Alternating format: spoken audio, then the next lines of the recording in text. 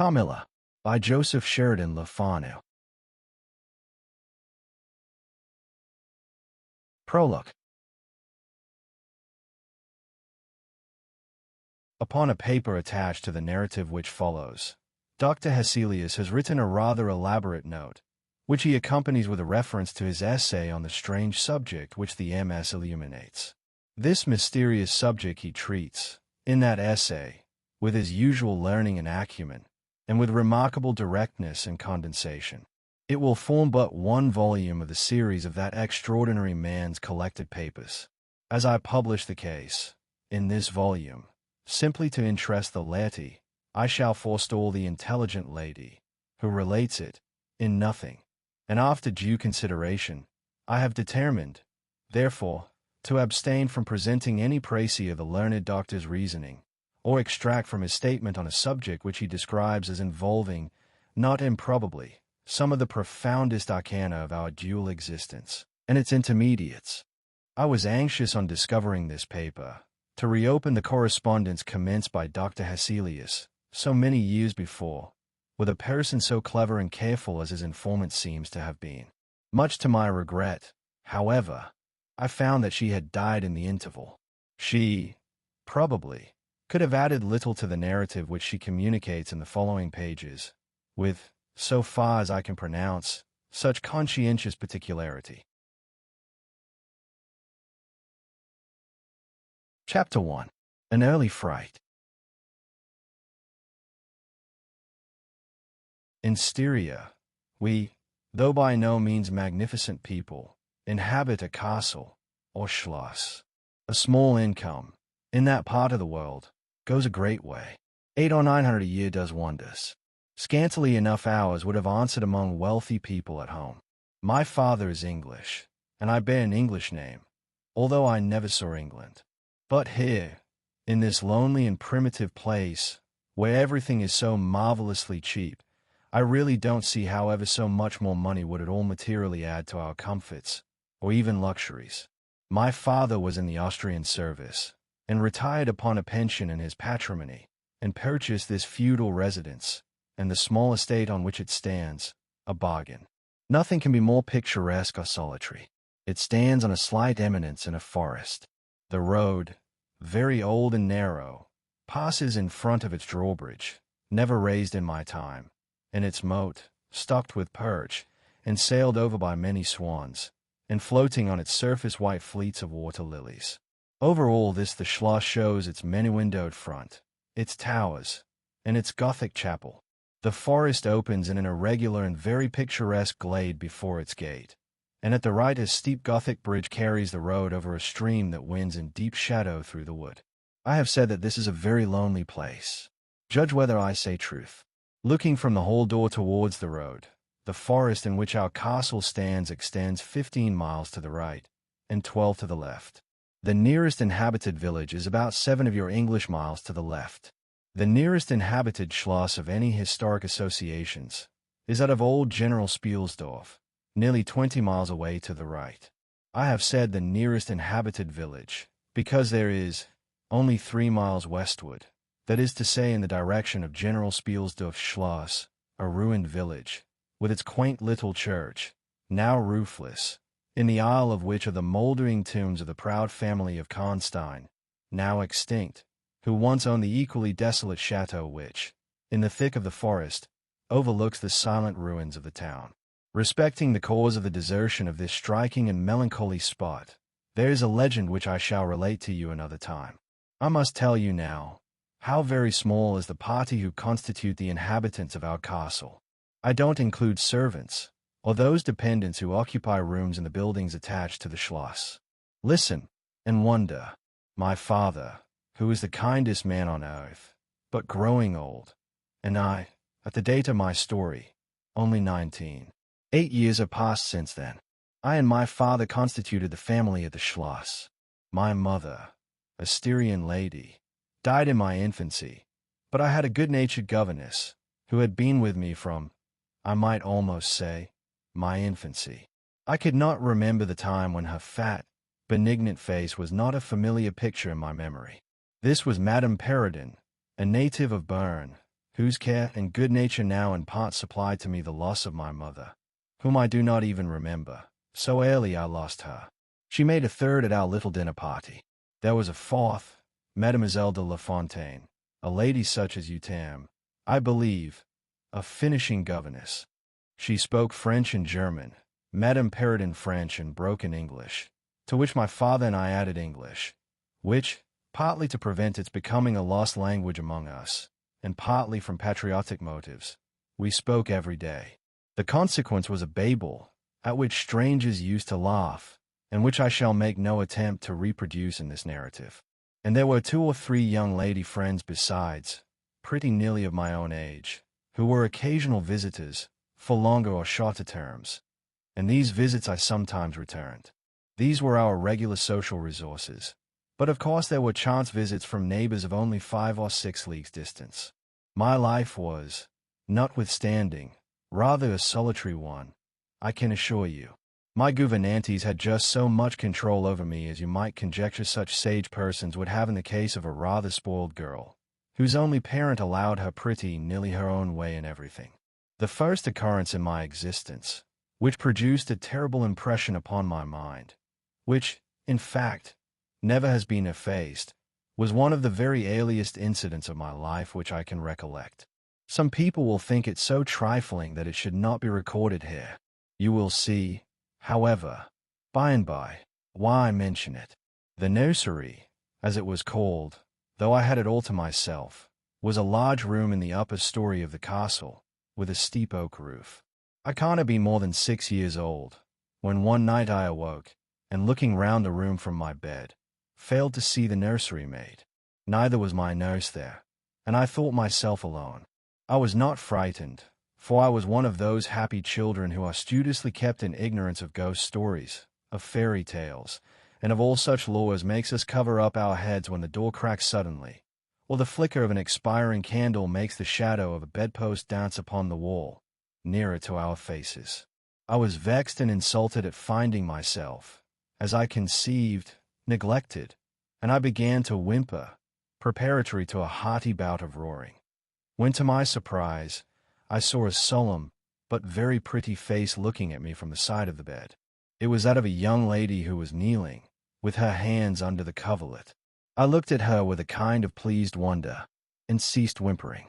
She caressed me with her hands, and lay down beside me on the bed, and drew me towards her, smiling. I felt immediately delightfully soothed, and fell asleep again. I was wakened by a sensation as if 2 needles ran into my breast very deep at the same moment, and I cried loudly. The lady started back, with her eyes fixed on me, and then slipped down upon the floor, and, as I thought, hid herself under the bed. I was now for the first time frightened, and I yelled with all my might and main. Nurse, nursery maid, housekeeper, all came running in, and hearing my story, they made light of it, soothing me all they could meanwhile. But, child as I was, I could perceive that their faces were pale with an unwonted look of anxiety, and I saw them look under the bed, and about the room, and peep under tables and pluck open cupboards. And the housekeeper whispered to the nurse, "Lay your hand along that hollow in the bed. Someone did lie there, so sure as you did not. The place is still warm." I remember the nursery maid petting me, and all 3 examining my chest, where I told them I felt the puncture, and pronouncing that there was no sign visible that any such thing had happened to me. The housekeeper and the 2 other servants who were in charge of the nursery remained sitting up all night, and from that time a servant always sat up in the nursery until I was about 14. I was very nervous for a long time after this. A doctor was called in. He was pallid and elderly. How well I remember his long saturnine face, slightly pitted with smallpox, and his chestnut wig. For a good while, every second day, he came and gave me medicine, which of course I hated. The morning after I saw this apparition I was in a state of terror, and could not bear to be left alone, daylight though it was, for a moment. I remember my father coming up and standing at the bedside, and talking cheerfully, and asking the nurse a number of questions, and laughing very heartily at one of the answers, and patting me on the shoulder, and kissing me, and telling me not to be frightened, that it was nothing but a dream and could not hurt me. But I was not comforted, for I knew the visit of the strange woman was not a dream, and I was awfully frightened. I was a little consoled by the nursery maids assuring me that it was she who had come and looked at me, and lain down beside me in the bed, and that I must have been half dreaming not to have known her face. But this, though supported by the nurse, did not quite satisfy me. I remembered, in the course of that day, a venerable old man, in a black cassock, coming into the room with the nurse and housekeeper, and talking a little to them, and very kindly to me.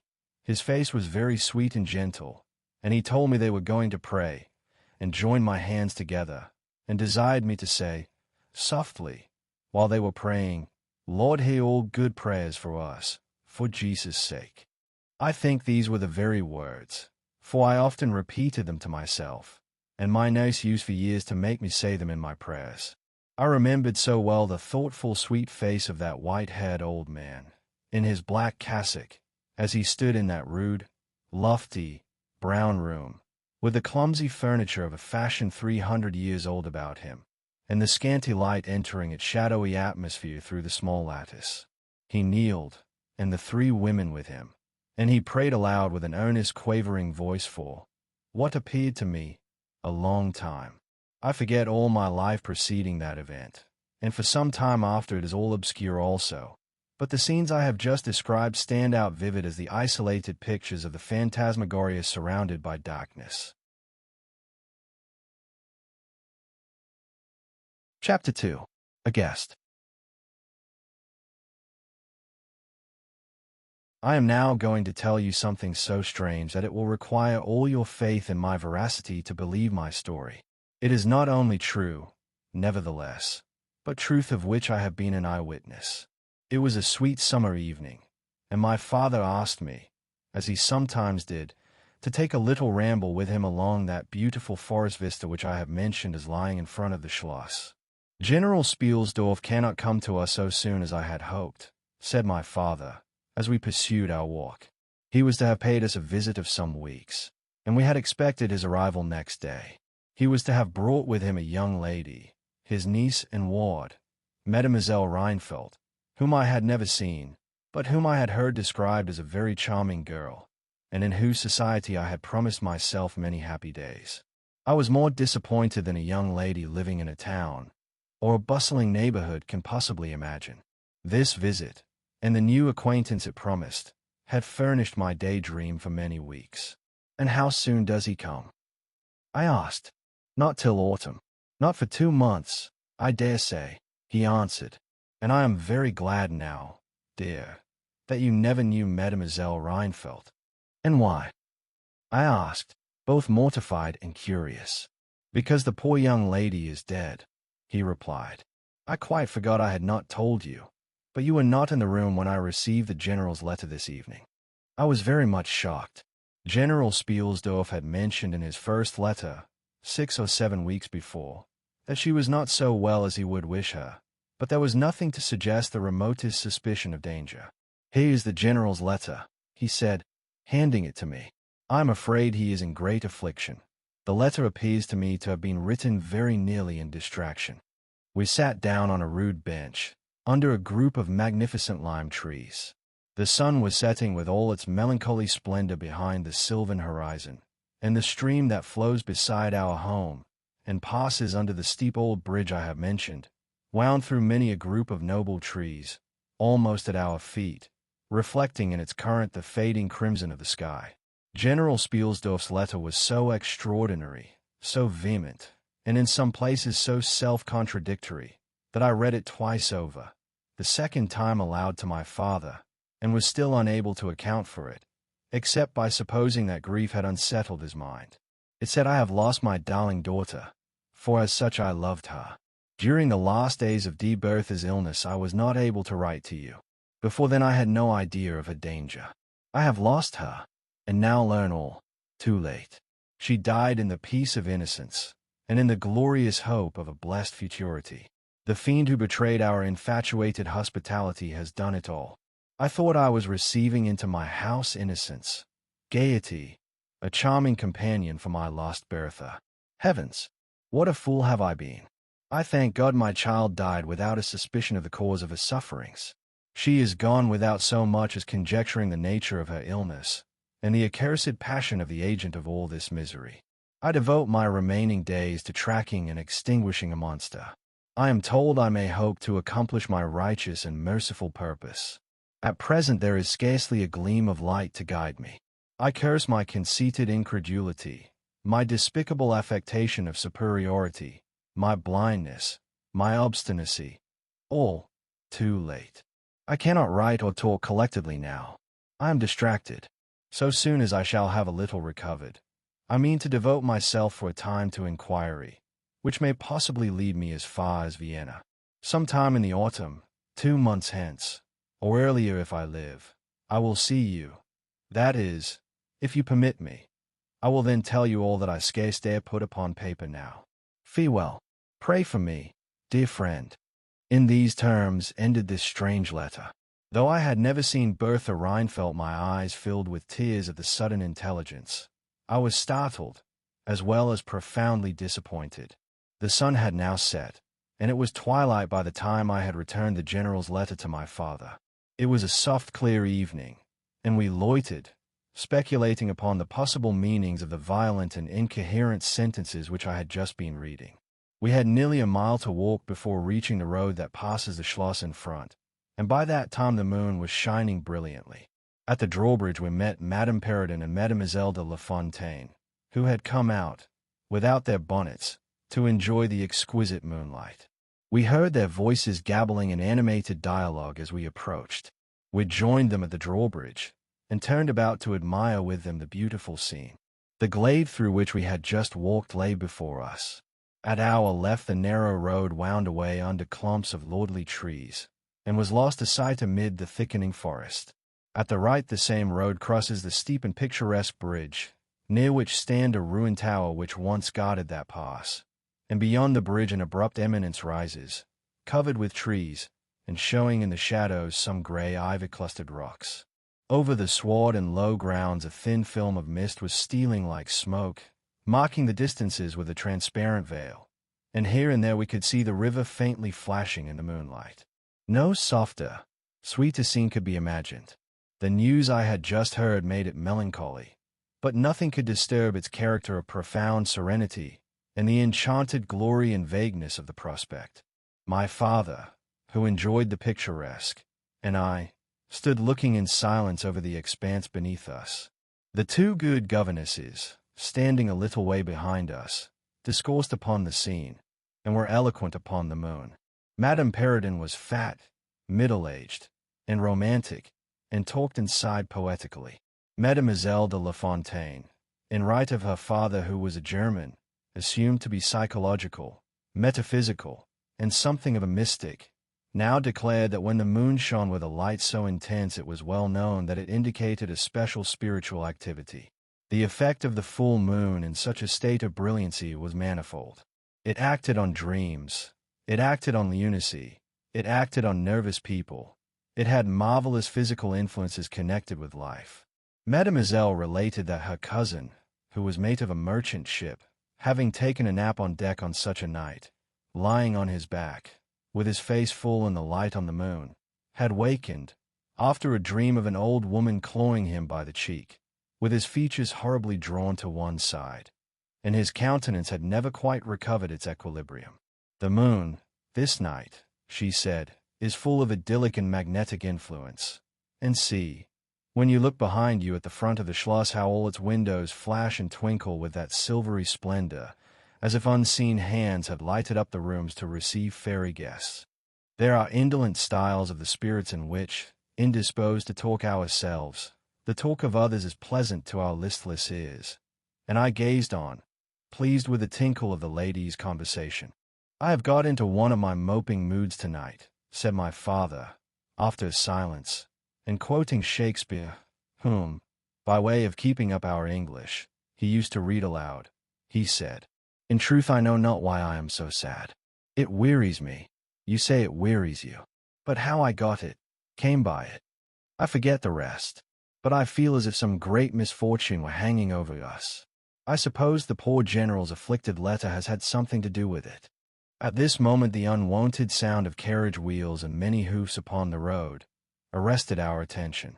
They seemed to be approaching from the high ground overlooking the bridge, and very soon the equipage emerged from that point. 2 horsemen first crossed the bridge. Then came a carriage drawn by 4 horses, and 2 men rode behind. It seemed to be the traveling carriage of a person of rank, and we were all immediately absorbed in watching that very unusual spectacle.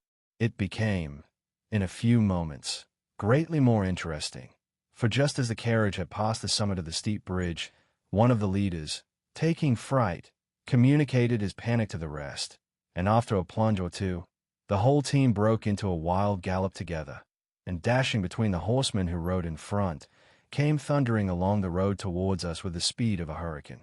The excitement of the scene was made more painful by the clear, long-drawn screams of a female voice from the carriage window.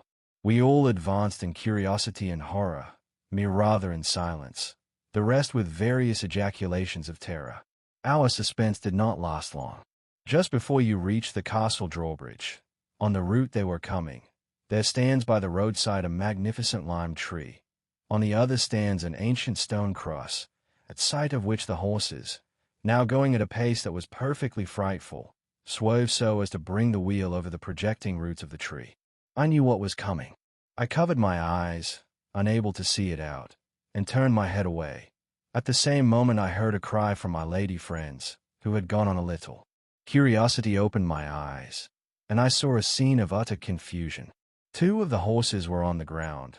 The carriage lay upon its side with 2 wheels in the air. The men were busy removing the traces, and a lady with a commanding air and figure had got out, and stood with clasped hands, raising the handkerchief that was in them every now and then to her eyes. Through the carriage door was now lifted a young lady, who appeared to be lifeless.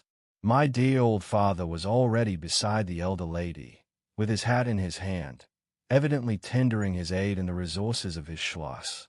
The lady did not appear to hear him, or to have eyes for anything but the slender girl who was being placed against the slope of the bank. I approached. The young lady was apparently stunned, but she was certainly not dead. My father, who piqued himself on being something of a physician, had just had his fingers on her wrist and assured the lady, who declared herself a mother, that her pulse, though faint and irregular, was undoubtedly still distinguishable. The lady clasped her hands and looked upward, as if in a momentary transport of gratitude, but immediately she broke out again in that theatrical way which is, I believe, natural to some people. She was what is called a fine-looking woman for her time of life, and must have been handsome.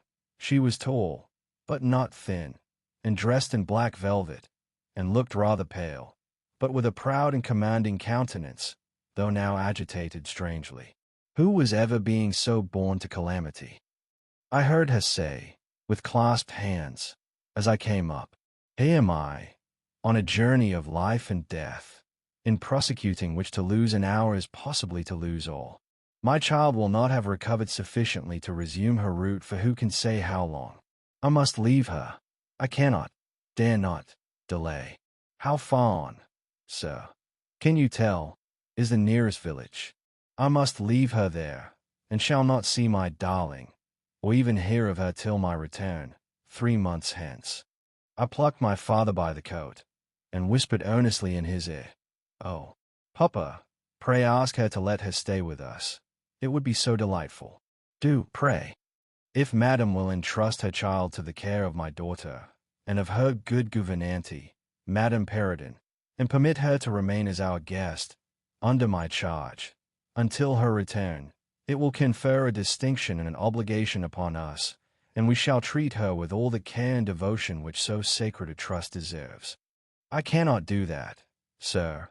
It would be to task your kindness and chivalry too cruelly," said the lady, distractedly. "It would, on the contrary, be to confer on us a very great kindness at the moment when we most need it.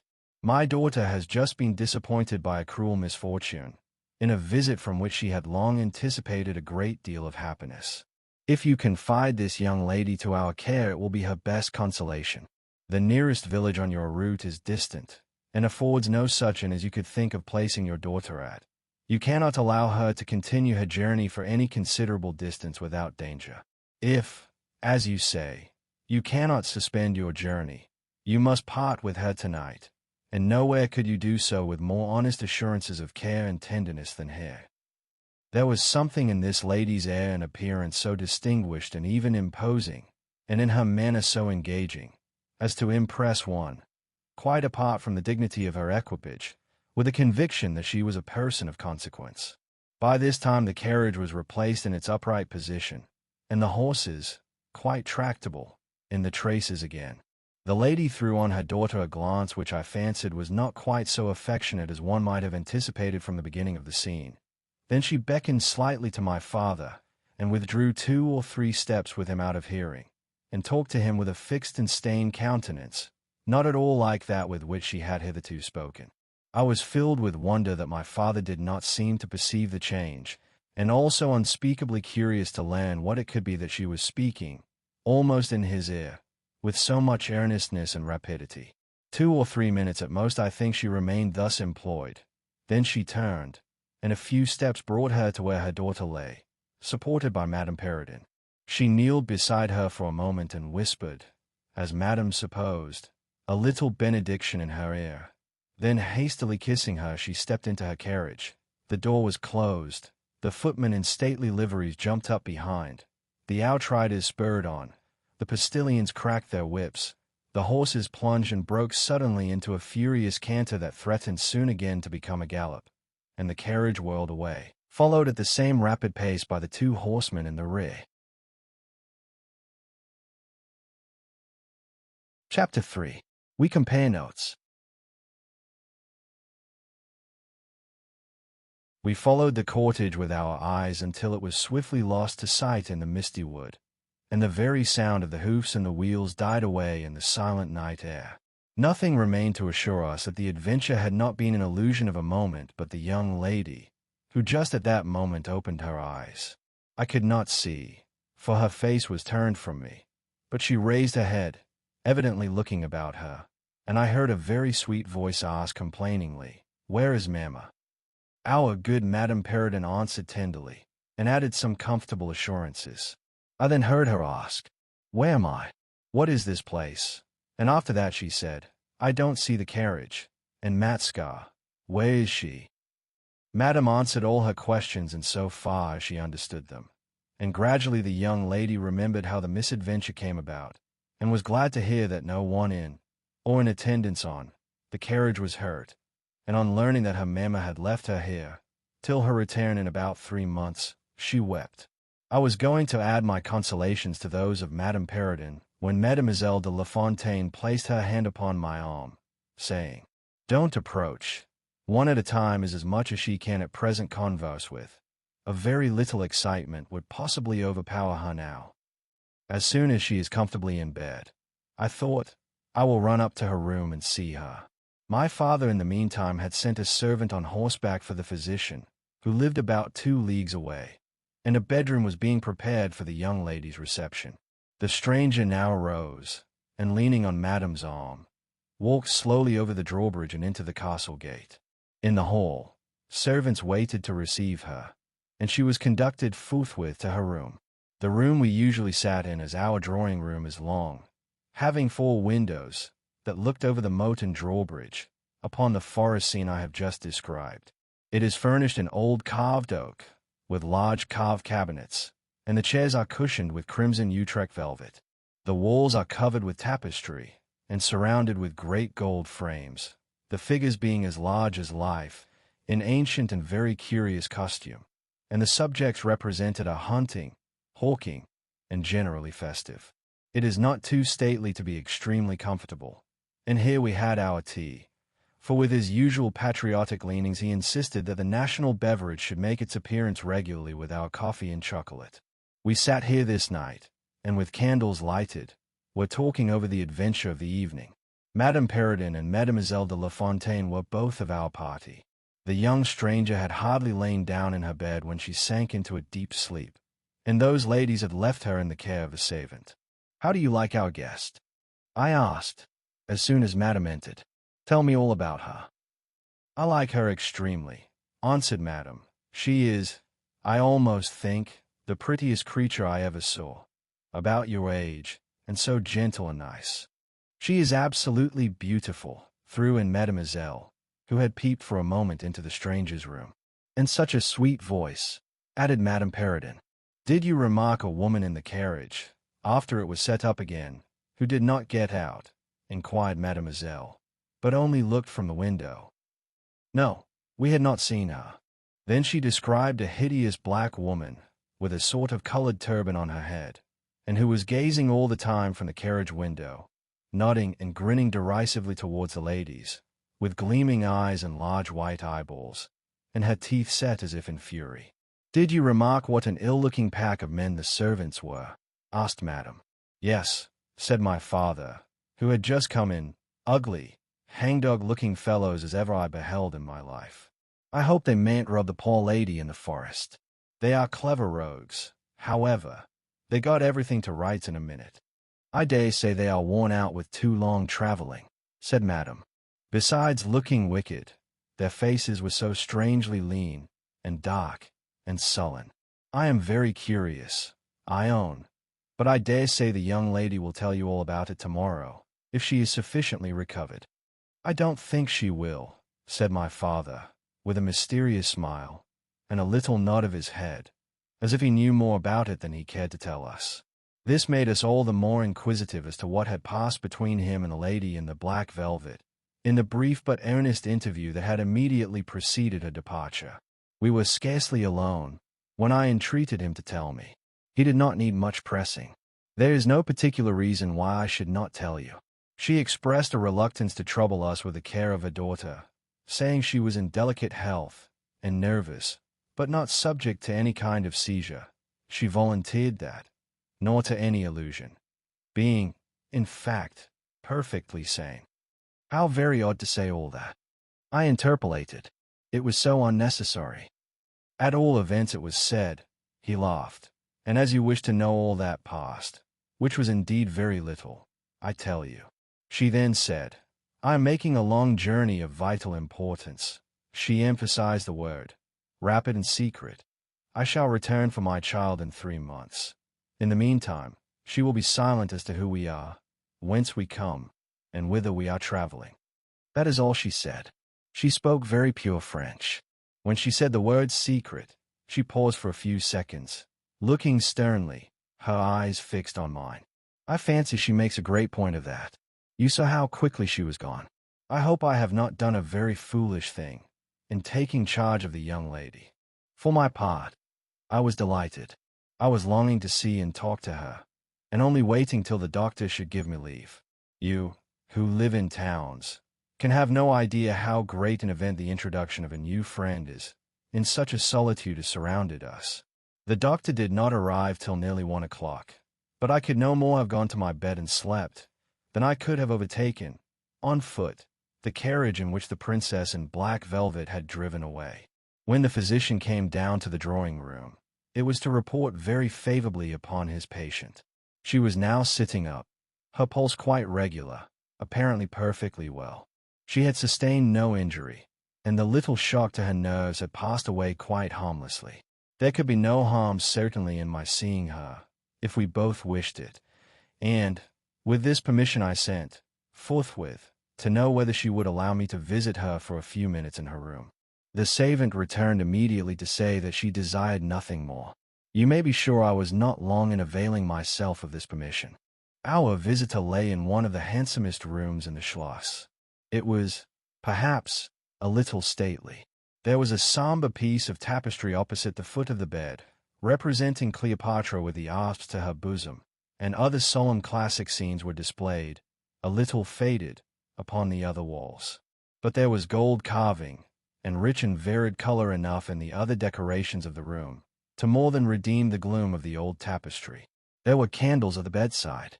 She was sitting up, her slender pretty figure enveloped in the soft silk dressing gown, embroidered with flowers, and lined with thick quilted silk, which her mother had thrown over her feet as she lay upon the ground. What was it that, as I reached the bedside and had just begun my little greeting, struck me dumb in a moment, and made me recall a step or two from before her? I will tell you. I saw the very face which had visited me in my childhood at night, which remained so fixed in my memory, and on which I had for so many years so often ruminated with horror, when no one suspected of what I was thinking. It was pretty, even beautiful, and when I first beheld it, wore the same melancholy expression. But this almost instantly lighted into a strange fixed smile of recognition. There was a silence of fully a minute, and then at length she spoke. I could not. "How wonderful!" she exclaimed. "12 years ago, I saw your face in a dream, and it has haunted me ever since." "Wonderful indeed," I repeated, overcoming with an effort the horror that had for a time suspended my utterances. 12 years ago, in vision or reality, I certainly saw you. I could not forget your face. It has remained before my eyes ever since." Her smile had softened. Whatever I had fancied strange in it was gone, and it and her dimpling cheeks were now delightfully pretty and intelligent. I felt reassured, and continued more in the vein which hospitality indicated, to bid her welcome, and to tell her how much pleasure her accidental arrival had given us all, and especially what a happiness it was to me. I took her hand as I spoke. I was a little shy, as lonely people are, but the situation made me eloquent, and even bold. She pressed my hand, she laid hers upon it, and her eyes glowed, as, looking hastily into mine, she smiled again, and blushed. She answered my welcome very prettily. I sat down beside her, still wondering, and she said, "I must tell you my vision about you. It is so very strange that you and I should have had, each of the other so vivid a dream, that each should have seen, I you and you me, looking as we do now, when of course we both were mere children. I was a child, about 6 years old, and I awoke from a confused and troubled dream, and found myself in a room, unlike my nursery, wainscoted clumsily in some dark wood, and with cupboards and bedsteads, and chairs, and benches placed about it. The beds were, I thought, all empty, and the room itself without anyone but myself in it. And I, after looking about me for some time, and admiring especially an iron candlestick with 2 branches, which I should certainly know again, crept under one of the beds to reach the window. But as I got from under the bed, I heard someone crying, and looking up, while I was still upon my knees, I saw you, most assuredly you, as I see you now, a beautiful young lady, with golden hair and large blue eyes, and lips, your lips, you as you are, hey. Your looks won me. I climbed on the bed and put my arms about you, and I think we both fell asleep. I was aroused by a scream. You were sitting up screaming. I was frightened, and slipped down upon the ground, and, it seemed to me, lost consciousness for a moment, and when I came to myself, I was again in my nursery at home. Your face I have never forgotten since. I could not be misled by mere resemblance. You are the lady whom I saw then. It was now my turn to relate my corresponding vision, which I did, to the undisguised wonder of my new acquaintance. "I don't know which should be most afraid of the other," she said, again smiling. "If you were less pretty, I think I should be very much afraid of you. But being as you are, and you and I both so young, I feel only that I have made your acquaintance 12 years ago, and have already a right to your intimacy. At all events, it does seem as if we were destined, from our earliest childhood, to be friends. I wonder whether you feel as strangely drawn towards me as I do to you. I have never had a friend. Shall I find one now?" She sighed, and her fine dark eyes gazed passionately on me. Now the truth is, I felt rather unaccountably towards the beautiful stranger. I did feel, as she said, drawn towards her, but there was also something of repulsion. In this ambiguous feeling, however, the sense of attraction immensely prevailed. She interested and won me. She was so beautiful and so indescribably engaging. I perceived now something of languor and exhaustion stealing over her, and hastened to bid her good night. "The doctor thinks," I added, "that you ought to have a maid to sit up with you tonight. One of ours is waiting, and you will find her a very useful and quiet creature." "How kind of you!" But I could not sleep. I never could with an attendant in the room. I shan't require any assistance, and, shall I confess my weakness, I am haunted with a terror of robbers. Our house was robbed once, and 2 servants murdered, so I always lock my door. It has become a habit, and you look so kind I know you will forgive me. I see there is a key in the lock." She held me close in her pretty arms for a moment and whispered in my ear, "Good night, darling. It is very hard to part with you. But good night. Tomorrow, but not early, I shall see you again." She sank back on the pillow with a sigh, and her fine eyes followed me with a fond and melancholy gaze, and she murmured again, "Good night, dear friend." Young people like, and even love, on impulse. I was flattered by the evident, though as yet undeserved, fondness she showed me. I liked the confidence with which she at once received me. She was determined that we should be very near friends. Next day came and we met again. I was delighted with my companion. That is to say, in many respects. Her looks lost nothing in daylight. She was certainly the most beautiful creature I had ever seen, and the unpleasant remembrance of the face presented in my early dream had lost the effect of the first unexpected recognition. She confessed that she had experienced a similar shock on seeing me, and precisely the same faint antipathy that had mingled with my admiration of her. We now laughed together over our momentary horrors. Chapter 4. Her Habits. A Saunter.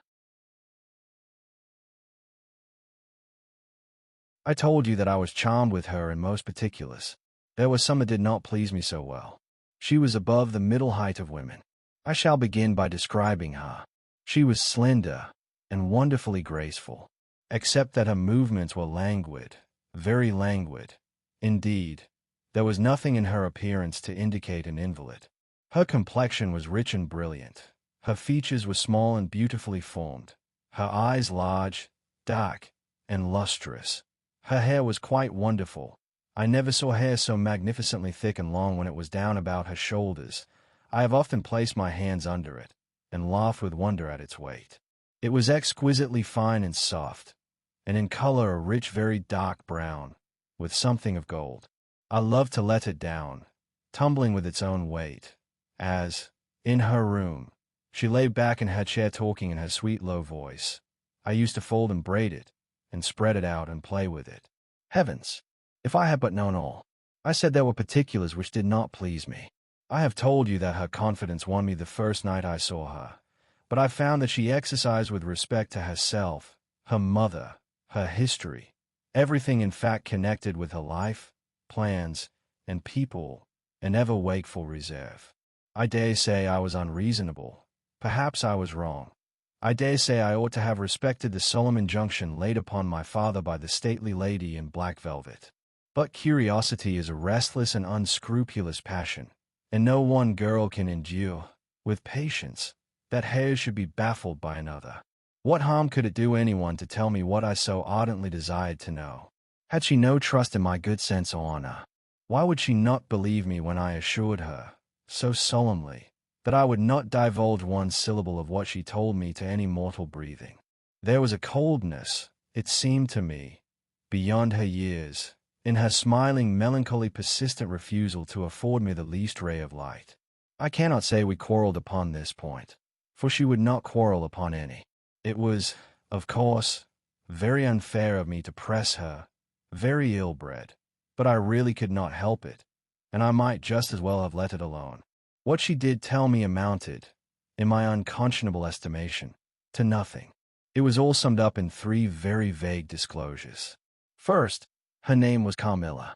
Second, her family was very ancient and noble. Third, her home lay in the direction of the west. She would not tell me the name of her family, nor their armorial bearings, nor the name of their estate, nor even that of the country they lived in. You are not to suppose that I worried her incessantly on these subjects. I watched opportunity, and rather insinuated than urged my inquiries. Once or twice, indeed, I did attack her more directly. But no matter what my tactics, utter failure was invariably the result. Reproaches and caresses were all lost upon her. But I must add this, that her evasion was conducted with so pretty a melancholy and deprecation, with so many, and even passionate declarations of her liking for me, and trust in my honor, and with so many promises that I should at last know all, that I could not find it in my heart long to be offended with her.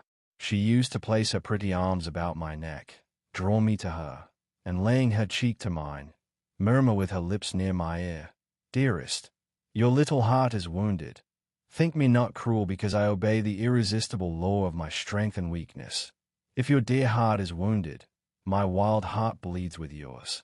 In the rapture of my enormous humiliation I live in your warm life, and you shall die, sweetly die, into mine. I cannot help it.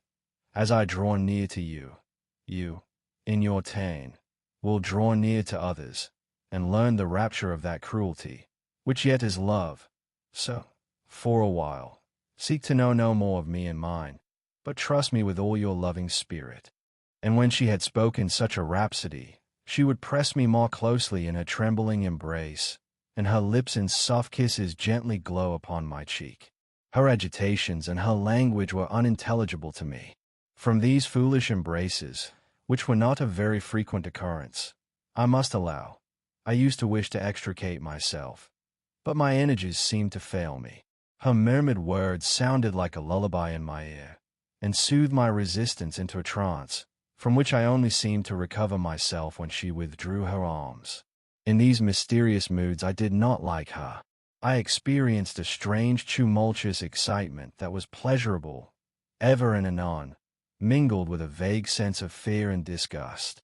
I had no distinct thoughts about her while such scenes lasted, but I was conscious of a love growing into adoration, and also of abhorrence. This I know is paradox, but I can make no other attempt to explain the feeling.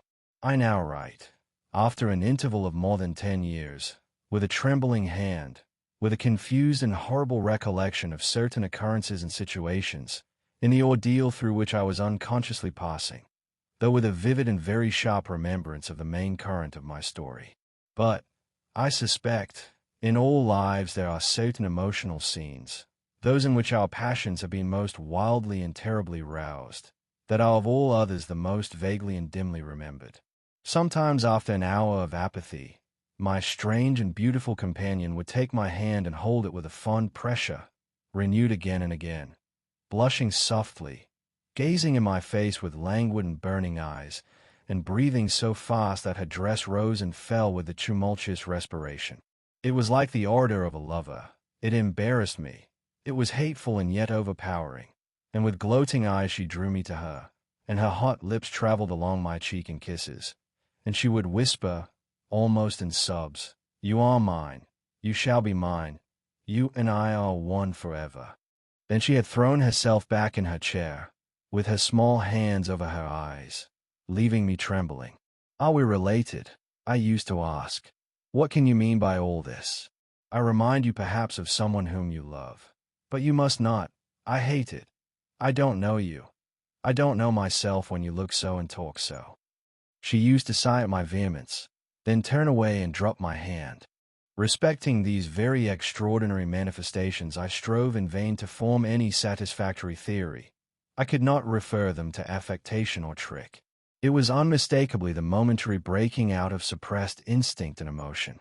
Was she, notwithstanding her mother's volunteered denial, subject to brief visitations of insanity, or was there here a disguise and a romance? I had read in old storybooks of such things. What if a boyish lover had found his way into the house, and sought to prosecute his suit in masquerade, with the assistance of a clever old adventuress? But there were many things against this hypothesis, highly interesting as it was to my vanity. I could boast of no little attentions such as masculine gallantry delights to offer. Between these passionate moments there were long intervals of commonplace, of gaiety, of brooding melancholy, during which, except that I detected her eyes so full of melancholy fire, following me, at times I might have been as nothing to her. Except in these brief periods of mysterious excitement her ways were girlish, and there was always a languor about her, quite incompatible with a masculine system and a state of health. In some respects her habits were odd, perhaps not so singular in the opinion of a town lady like you, as they appeared to us rustic people. She used to come down very late, generally not till 1 o'clock. She would then take a cup of chocolate, but eat nothing. We then went out for a walk, which was a mere saunter, and she seemed, almost immediately, exhausted, and either returned to the Schloss or sat on one of the benches that were placed, here and there, among the trees. This was a bodily languor in which her mind did not sympathize. She was always an animated talker, and very intelligent. She sometimes alluded for a moment to her own home, or mentioned an adventure or situation, or an early recollection, which indicated a people of strange manners, and described customs of which we knew nothing. I gathered from these chance hints that her native country was much more remote than I had at first fancied. As we sat thus one afternoon under the trees, a funeral passed us by. It was that of a pretty young girl, whom I had often seen, the daughter of one of the rangers of the forest. The poor man was walking behind the coffin of his darling. She was his only child, and he looked quite heartbroken. Peasants walking two and two came behind. They were singing a funeral hymn. I rose to mark my respect as they passed, and joined in the hymn they were very sweetly singing. My companion shook me a little roughly, and I turned surprised. She said brusquely, "Don't you perceive how discordant that is?" "I think it very sweet, on the contrary," I answered, vexed at the interruption, and very uncomfortable, lest the people who composed the little procession should observe and resent what was passing. I resumed, therefore, instantly, and was again interrupted. "You pierce my ears," said Carmilla, almost angrily, and stopping her ears with her tiny fingers. "Besides, how can you tell that your religion and mine are the same? Your forms wound me, and I hate funerals. What a fuss! Why, you must die. Everyone must die, and all are happier when they do. Come home. My father has gone on with the clergyman to the churchyard. I thought you knew she was to be buried today." I don't trouble my head about peasants. I don't know who she is," answered Carmilla, with a flash from her fine eyes. "She is the poor girl who fancied she saw a ghost a fortnight ago, and has been dying ever since, till yesterday, when she expired. Tell me nothing about ghosts. I shan't sleep tonight if you do. I hope there is no plague or fever coming. All this looks very like it," I continued. "The swineherd's young wife died only a week ago, and she thought something seized her by the throat as she lay in her bed, and nearly strangled her. Papa says such horrible fancies do accompany some forms of fever. She was quite well the day before. She sank afterwards, and died before a week. Well, her funeral is over, I hope, and her hymn sung, and our ears shan't be tortured with that discordant jargon. It has made me nervous. Sit down here, beside me. Sit close. Hold my hand. Press it harder. We had moved a little back, and had come to another seat. She sat down.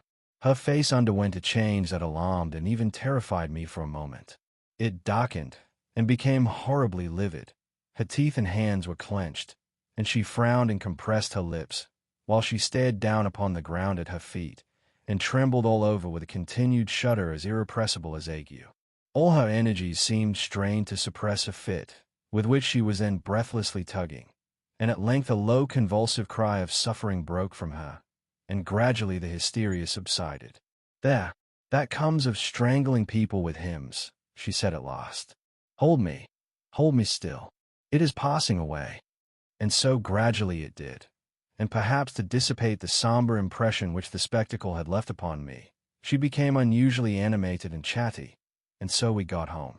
This was the first time I had seen her exhibit any definable symptoms of that delicacy of health which her mother had spoken of. It was the first time, also, I had seen her exhibit anything like temper. Both passed away like a summer cloud, and never but once afterwards did I witness on her part a momentary sign of anger. I will tell you how it happened. She and I were looking out of one of the long drawing-room windows, when they entered the courtyard, over the drawbridge, a figure of a wanderer whom I knew very well. He used to visit the Schloss generally twice a year. It was the figure of a hunchback, with the sharp lean features that generally accompany deformity. He wore a pointed black beard, and he was smiling from ear to ear, showing his white fangs. He was dressed in buff, black, and scarlet, and crossed with more straps and belts than I could count, from which hung all manner of things. Behind, he carried a magic lantern, and 2 boxes, which I well knew, in one of which was a salamander, and in the other a mandrake. These monsters used to make my father laugh. They were compounded of parts of monkeys, parrots, squirrels, fish, and hedgehogs, dried and stitched together with great neatness and startling effect. He had a fiddle, a box of conjuring apparatus, a pair of foils and masks attached to his belt, several other mysterious cases dangling about him, and a black staff with copper ferrules in his hand. His companion was a rough spare dog that followed at his heels, but stopped short, suspiciously at the drawbridge, and in a little while began to howl dismally. In the meantime, the mountebank, standing in the midst of the courtyard, raised his grotesque hat, and made us a very ceremonious bow, paying his compliments very volubly in execrable French, and German not much better. Then, disengaging his fiddle, he began to scrape a lively air to which he sang with a merry discord, dancing with ludicrous airs and activity, that made me laugh, in spite of the dog's howling.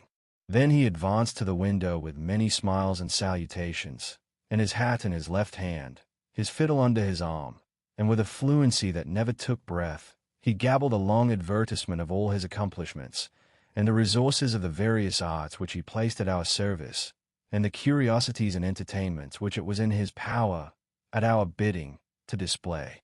Will your ladyships be pleased to buy an amulet against the eerie, which is going like the wolf, I hear, through these woods, he said, dropping his hat on the pavement.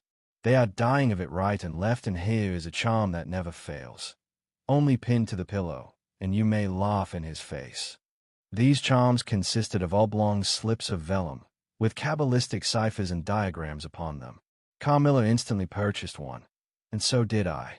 He was looking up, and we were smiling down upon him, amused. At least, I can answer for myself.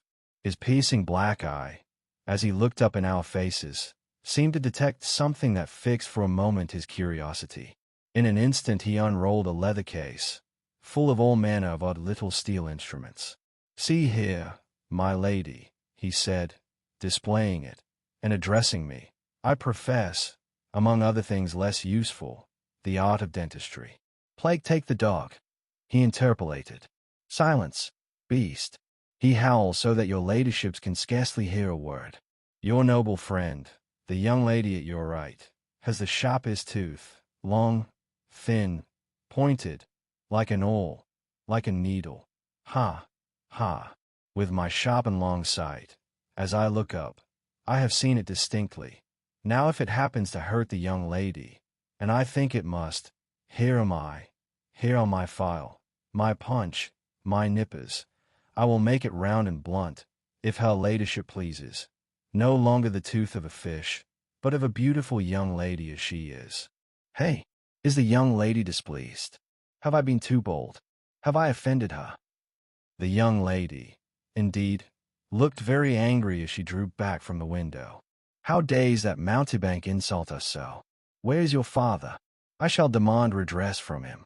My father would have had the wretch tied up to the pump, and flogged with a cart whip, and burnt to the bones with a cattle brand." She retired from the window a step or two, and sat down, and had hardly lost sight of the offender, when her wrath subsided as suddenly as it had risen, and she gradually recovered her usual tone, and seemed to forget the little hunchback and his follies. My father was out of spirits that evening. On coming in, he told us that there had been another case very similar to the two fatal ones which had lately occurred. The sister of a young peasant on his estate, only a mile away, was very ill, had been, as she described it, attacked very nearly in the same way, and was now slowly but steadily sinking. "All this," said my father, "is strictly referable to natural causes. These poor people infect one another with their superstitions, and so repeat in imagination the images of terror that have infested their neighbors. But that very circumstance frightens one horribly," said Carmilla. "How so?" inquired my father. "I am so afraid of fancying I see such things. I think it would be as bad as reality. We are in God's hands. Nothing can happen without his permission, and all will end well for those who love him. He is our faithful Creator. He has made us all, and will take care of us." "Creator. Nature," said the young lady in answer to my gentle father. "And this disease that invades the country is natural. Nature. All things proceed from nature, don't they? All things in the heaven, in the earth, and under the earth, act and live as nature ordains. I think so.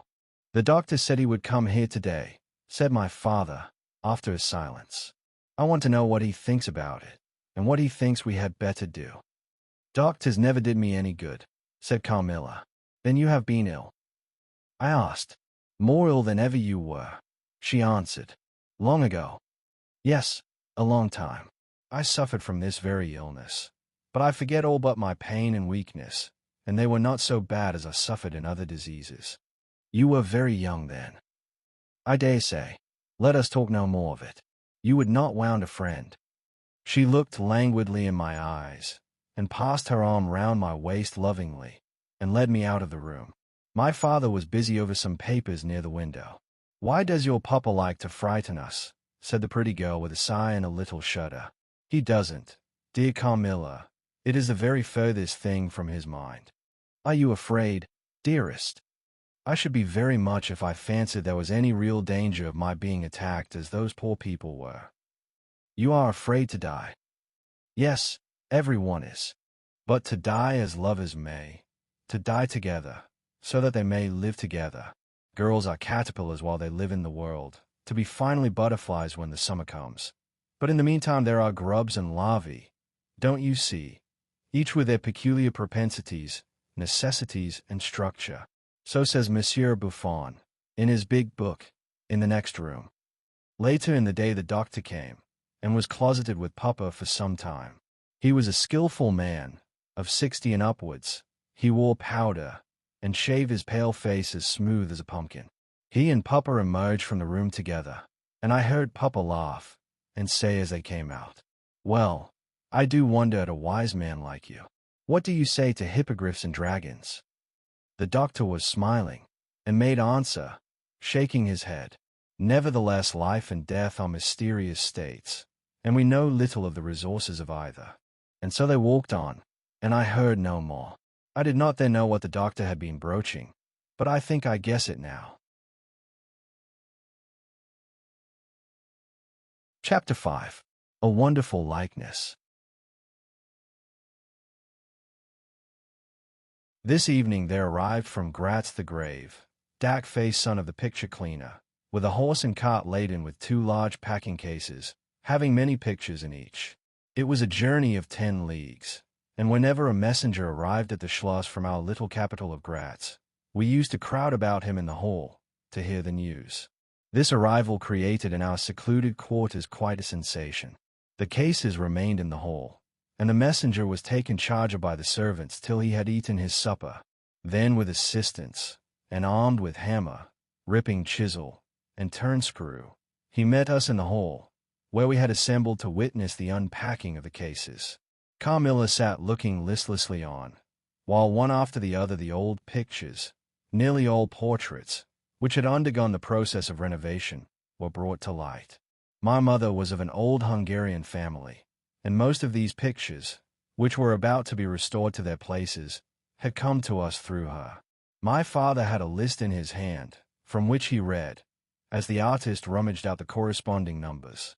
I don't know that the pictures were very good, but they were, undoubtedly, very old, and some of them very curious also. They had, for the most part, the merit of being now seen by me, I may say, for the first time, for the smoke and dust of time had all but obliterated them. There is a picture that I have not seen yet, said my father. In one corner, at the top of it, is the name, as well as I could read, Masha Karnstein, and the date 1698, and I am curious to see how it has turned out. I remembered it.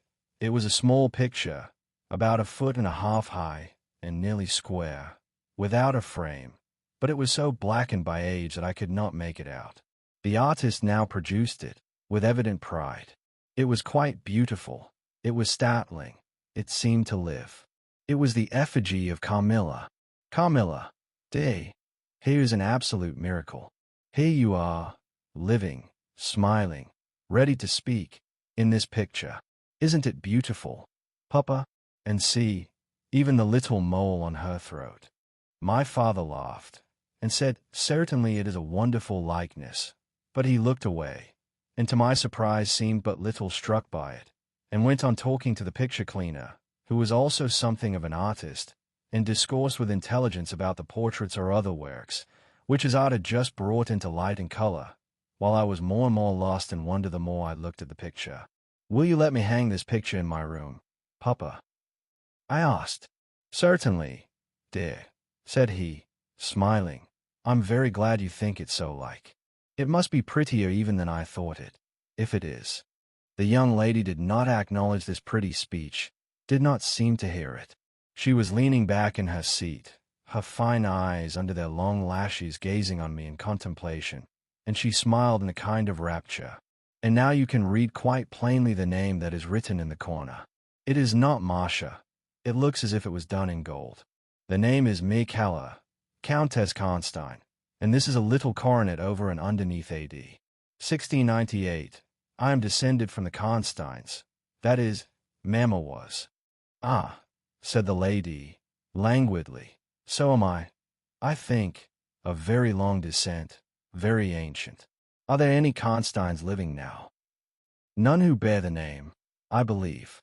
The family were ruined, I believe, in some civil wars, long ago, but the ruins of the castle are only about 3 miles away." "How interesting," she said, languidly. "But see what beautiful moonlight." She glanced through the hall door, which stood a little open. "Suppose you take a little ramble round the court, and look down at the road and river." "It is so like the night you came to us," I said. She sighed, smiling. She rose, and each with her arm about the other's waist, we walked out upon the pavement. In silence, slowly we walked down to the drawbridge, where the beautiful landscape opened before us. "And so you were thinking of the night I came here," she almost whispered. "Are you glad I came?" "Delighted, dear Carmilla," I answered. "And you asked for the picture you think like me, to hang in your room," she murmured with a sigh, as she drew her arm closer about my waist, and let her pretty head sink upon my shoulder. "How romantic you are, Carmilla," I said. "Whenever you tell me your story, it will be made up chiefly of some one great romance." She kissed me silently.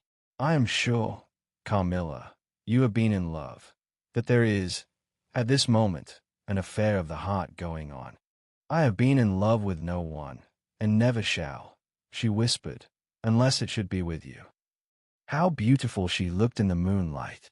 Shy and strange was the look with which she quickly hid her face in my neck and hair, with tumultuous sighs that seemed almost a sob, and pressed in mine a hand that trembled. Her soft cheek was glowing against mine. "Darling, darling," she murmured, "I live in you, and you would die for me. I love you so." I started from her. She was gazing on me with eyes from which all fire, all meaning had flown, and a face colorless and apathetic. "Is there a chill in the air, dear?" she said drowsily. "I almost shiver.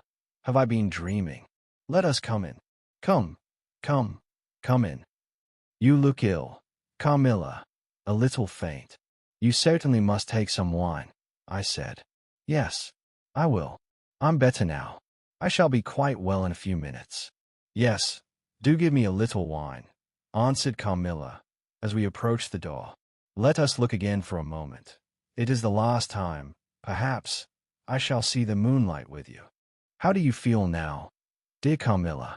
Are you really better?" I asked. I was beginning to take alarm, lest she should have been stricken with the strange epidemic that they said had invaded the country about us. "Papa would be grieved beyond measure," I added, "if he thought you were ever so little ill, without immediately letting us know. We have a very skillful doctor near us, the physician who was with Papa today." "I'm sure he is. I know how kind you all are. But, dear child, I am quite well again. There is nothing ever wrong with me, but a little weakness. People say I am languid. I am incapable of exertion. I can scarcely walk as far as a child of 3 years old, and every now and then the little strength I have falters, and I become as you have just seen me.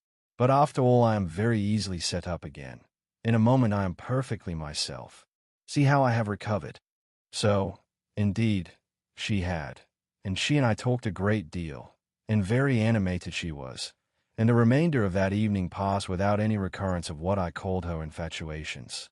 I mean her crazy talk and looks, which embarrassed and even frightened me. But there occurred that night an event which gave my thoughts quite a new turn, and seemed to startle even Carmilla's languid nature into momentary energy. Chapter 6. A Very Strange Agony. When we got into the drawing room, and had sat down to our coffee and chocolate, although Carmilla did not take any, she seemed quite herself again, and Madame and Mademoiselle de La Fontaine joined us, and made a little card party, in the course of which Papa came in for what he called his dish of tea. When the game was over he sat down beside Carmilla on the sofa, and asked her, a little anxiously, whether she had heard from her mother since her arrival. She answered no. He then asked whether she knew where a letter would reach her at present. I cannot tell, she answered ambiguously, but I have been thinking of leaving you.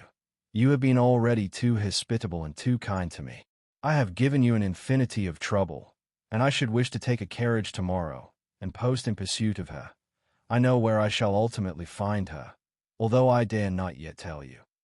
But you must not dream of any such thing, exclaimed my father, to my great relief.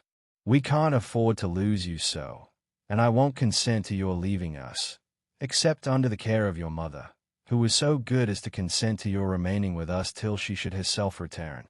I should be quite happy if I knew that you heard from her. But this evening the accounts of the progress of the mysterious disease that has invaded our neighborhood grow even more alarming. And my beautiful guest, I do feel the responsibility, unaided by advice from your mother, very much. But I shall do my best, and one thing is certain, that you must not think of leaving us without her distinct direction to that effect. We should suffer too much in parting from you to consent to it easily. Thank you, sir, 1,000 times for your hospitality, she answered, smiling bashfully. You have all been too kind to me. I have seldom been so happy in all my life before, as in your beautiful chateau, under your care, and in the society of your dear daughter. So he gallantly, in his old-fashioned way, kissed her hand, smiling and pleased at her little speech. I accompanied Carmilla as usual to her room, and sat and chatted with her while she was preparing for bed. Do you think, I said at length, that you will ever confide fully in me? She turned round smiling, but made no answer, only continued to smile on me. You won't answer that? I said. You can't answer pleasantly. I ought not to have asked you. You were quite right to ask me that, or anything. You do not know how dear you are to me, or you could not think any confidence too great to look for. But I am under vows, no, none half so awfully, and I dare not tell my story yet, even to you. The time is very near when you shall know everything. You will think me cruel, very selfish, but love is always selfish. The more ardent, the more selfish. How jealous I am you cannot know.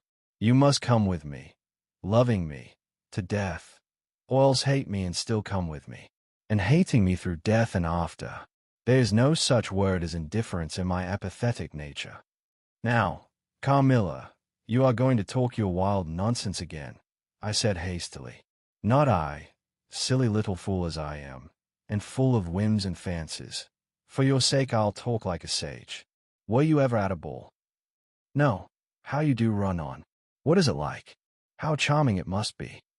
I almost forget. It is years ago. I laughed. You are not so old. Your first ball can hardly be forgotten yet. I remember everything about it. With an effort, I see it all, as divers see what is going on above them, through a medium, dense, rippling, but transparent. There occurred that night what has confused the picture, and made its colors faint. I was all but assassinated in my bed. Wounded here, she touched her breast, and never was the same since. Were you near dying? Yes, very. A cruel love, strange love, that would have taken my life. Love will have its sacrifices. No sacrifice without blood. Let us go to sleep now. I feel so lazy. How can I get up just now and lock my door? She was lying with her tiny hands buried in her rich wavy hair, under her cheek, her little head upon the pillow, and her glittering eyes followed me wherever I moved, with a kind of shy smile that I could not decipher. I bid her good night, and crept from the room with an uncomfortable sensation. I often wondered whether our pretty guest ever said her prayers. I certainly had never seen her upon her knees. In the morning she never came down until long after our family prayers were over, and at night she never left the drawing-room to attend our brief evening prayers in the hall. If it had not been that it had casually come out in one of our careless talks that she had been baptized, I should have doubted her being a Christian. Religion was a subject on which I had never heard her speak a word. If I had known the world better, this particular neglect or antipathy would not have so much surprised me. The precautions of nervous people are infectious, and persons of a like temperament are pretty sure, after a time, to imitate them. I had adopted Carmilla's habit of locking her bedroom door, having taken into my head all her whimsical alarms about midnight invaders and prowling assassins. I had also adopted her precaution of making a brief search through her room, to satisfy herself that no lurking assassin or robber was ensconced. These wise measures taken, I got into my bed and fell asleep. A light was burning in my room. This was an old habit, of very early date, and which nothing could have tempted me to dispense with. Thus forthwith I might take my rest in peace. But dreams come through stone walls, light up dark rooms, or darken light ones, and their persons make their exits and their entrances as they please, and laugh at locksmiths. I had a dream that night that was the beginning of a very strange agony. I cannot call it a nightmare, for I was quite conscious of being asleep. But I was equally conscious of being in my room, and lying in bed, precisely as I actually was. I saw, or fancied I saw, the room and its furniture just as I had seen it last, except that it was very dark, and I saw something moving round the foot of the bed, which at first I could not accurately distinguish. But I soon saw that it was a sooty black animal that resembled a monstrous cat. It appeared to me about 4 or 5 feet long, for it measured fully the length of the hearthrug as it passed over it, and it continued toing and froing with a lithe, sinister restlessness of a beast in a cage. I could not cry out, although, as you may suppose, I was terrified. Its pace was growing faster, and the room rapidly darker and darker, and at length so dark that I could no longer see anything of it but its eyes. I felt it spring lightly on the bed. The 2 broad eyes approached my face, and suddenly I felt a stinging pain as if 2 large needles darted, an inch or 2 apart, deep into my breast. I waked with a scream. The room was lighted by the candle that burnt there all through the night, and I saw a female figure standing at the foot of the bed, a little at the right side. It was in a dark, loose dress, and its hair was down and covered its shoulders. A block of stone could not have been more still. There was not the slightest stir of respiration. As I stared at it, the figure appeared to have changed its place, and was now nearer the door. Then, close to it, the door opened, and it passed out. I was now relieved, and able to breathe and move. My first thought was that Carmilla had been playing me a trick, and that I had forgotten to secure my door. I hastened to it, and found it locked as usual on the inside. I was afraid to open it. I was horrified. I sprang into my bed and covered my head up in the bedclothes, and lay there more dead than alive till morning. Chapter 7. Descending. It would be vain my attempting to tell you the horror with which, even now, I recall the occurrence of that night. It was no such transitory terror as a dream leaves behind it. It seemed to deepen by time, and communicated itself to the room and the very furniture that had encompassed the apparition. I could not bear next day to be alone for a moment. I should have told Papa, but for 2 opposite reasons. At one time I thought he would laugh at my story, and I could not bear its being treated as a jest. And at another I thought he might fancy that I had been attacked by the mysterious complaint which had invaded our neighborhood. I had myself no misgiving of the kind, and as he had been rather an invalid for some time, I was afraid of alarming him. I was comfortable enough with my good-natured companions, Madame Perrodin, and the vivacious Mademoiselle Le Fontaine. They both perceived that I was out of spirits and nervous, and at length I told them what lay so heavy at my heart. Mademoiselle laughed, but I fancied that Madame Perrodin looked anxious. "By the by," said Mademoiselle, laughing, the long lime tree walk, behind Carmilla's bedroom window, is haunted." "Nonsense," exclaimed Madame, who probably thought the theme rather inopportune. "And who tells that story, my dear?" "Martin says that he came up twice, when the old yard gate was being repaired, before sunrise, and twice saw the same female figure walking down the lime tree avenue." "So he well might, as long as there are cows to milk in the river fields," said Madame. "I dare say. But Martin chooses to be frightened, and never did I see fool more frightened."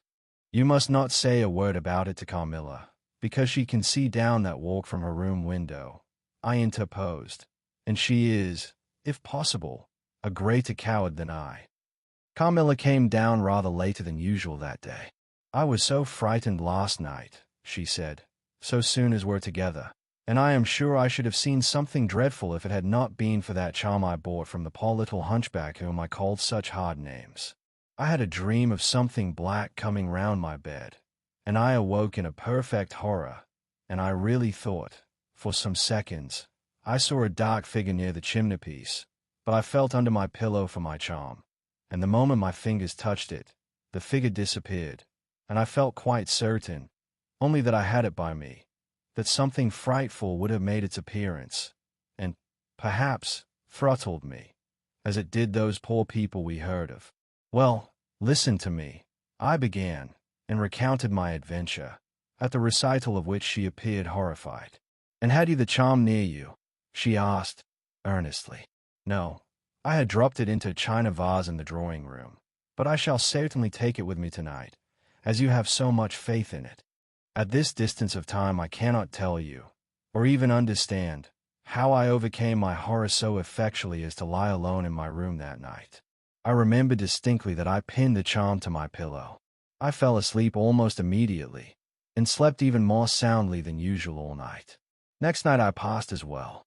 My sleep was delightfully deep and dreamless, but I awakened with a sense of lassitude and melancholy, which, however, did not exceed a degree that was almost luxurious.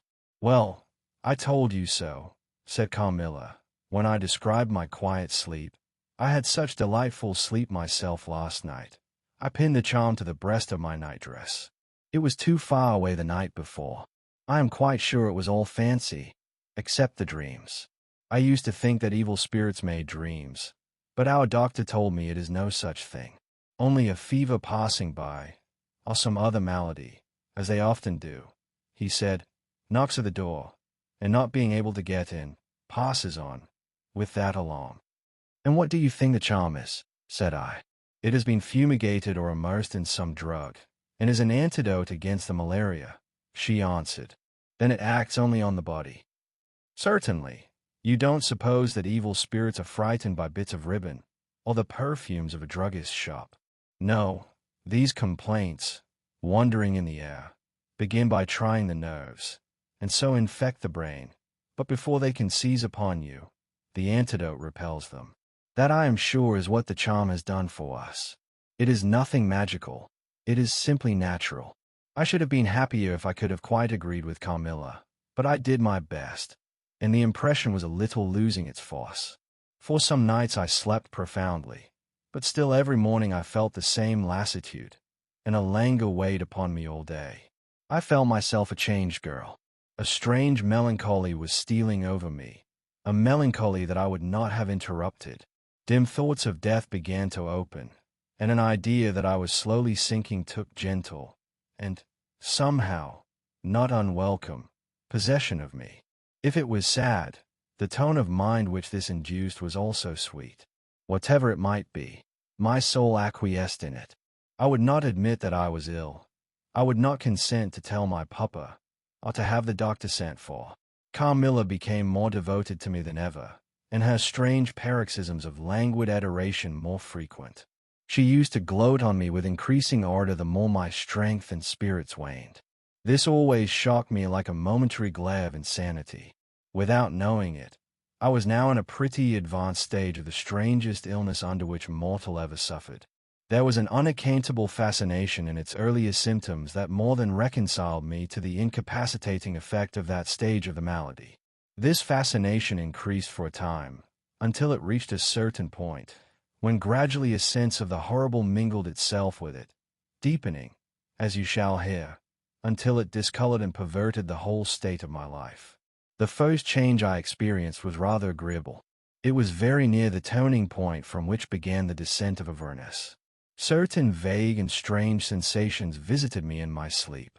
The prevailing one was of that pleasant, peculiar cold thrill which we feel in bathing, when we move against the current of a river.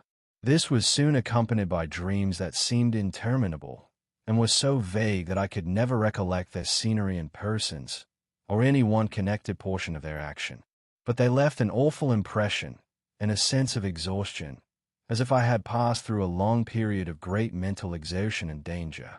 After all these dreams there remained on waking a remembrance of having been in a place very nearly dark, and of having spoken to people whom I could not see, and especially of one clear voice, of a female's, very deep, that spoke as if at a distance, slowly, and producing always the same sensation of indescribable solemnity and fear. Sometimes there came a sensation as if a hand was drawn softly along my cheek and neck. Sometimes it was as if warm lips kissed me, and longer and more lovingly as they reached my throat. But there the caress fixed itself. My heart beat faster, my breathing rose and fell rapidly and full drawn.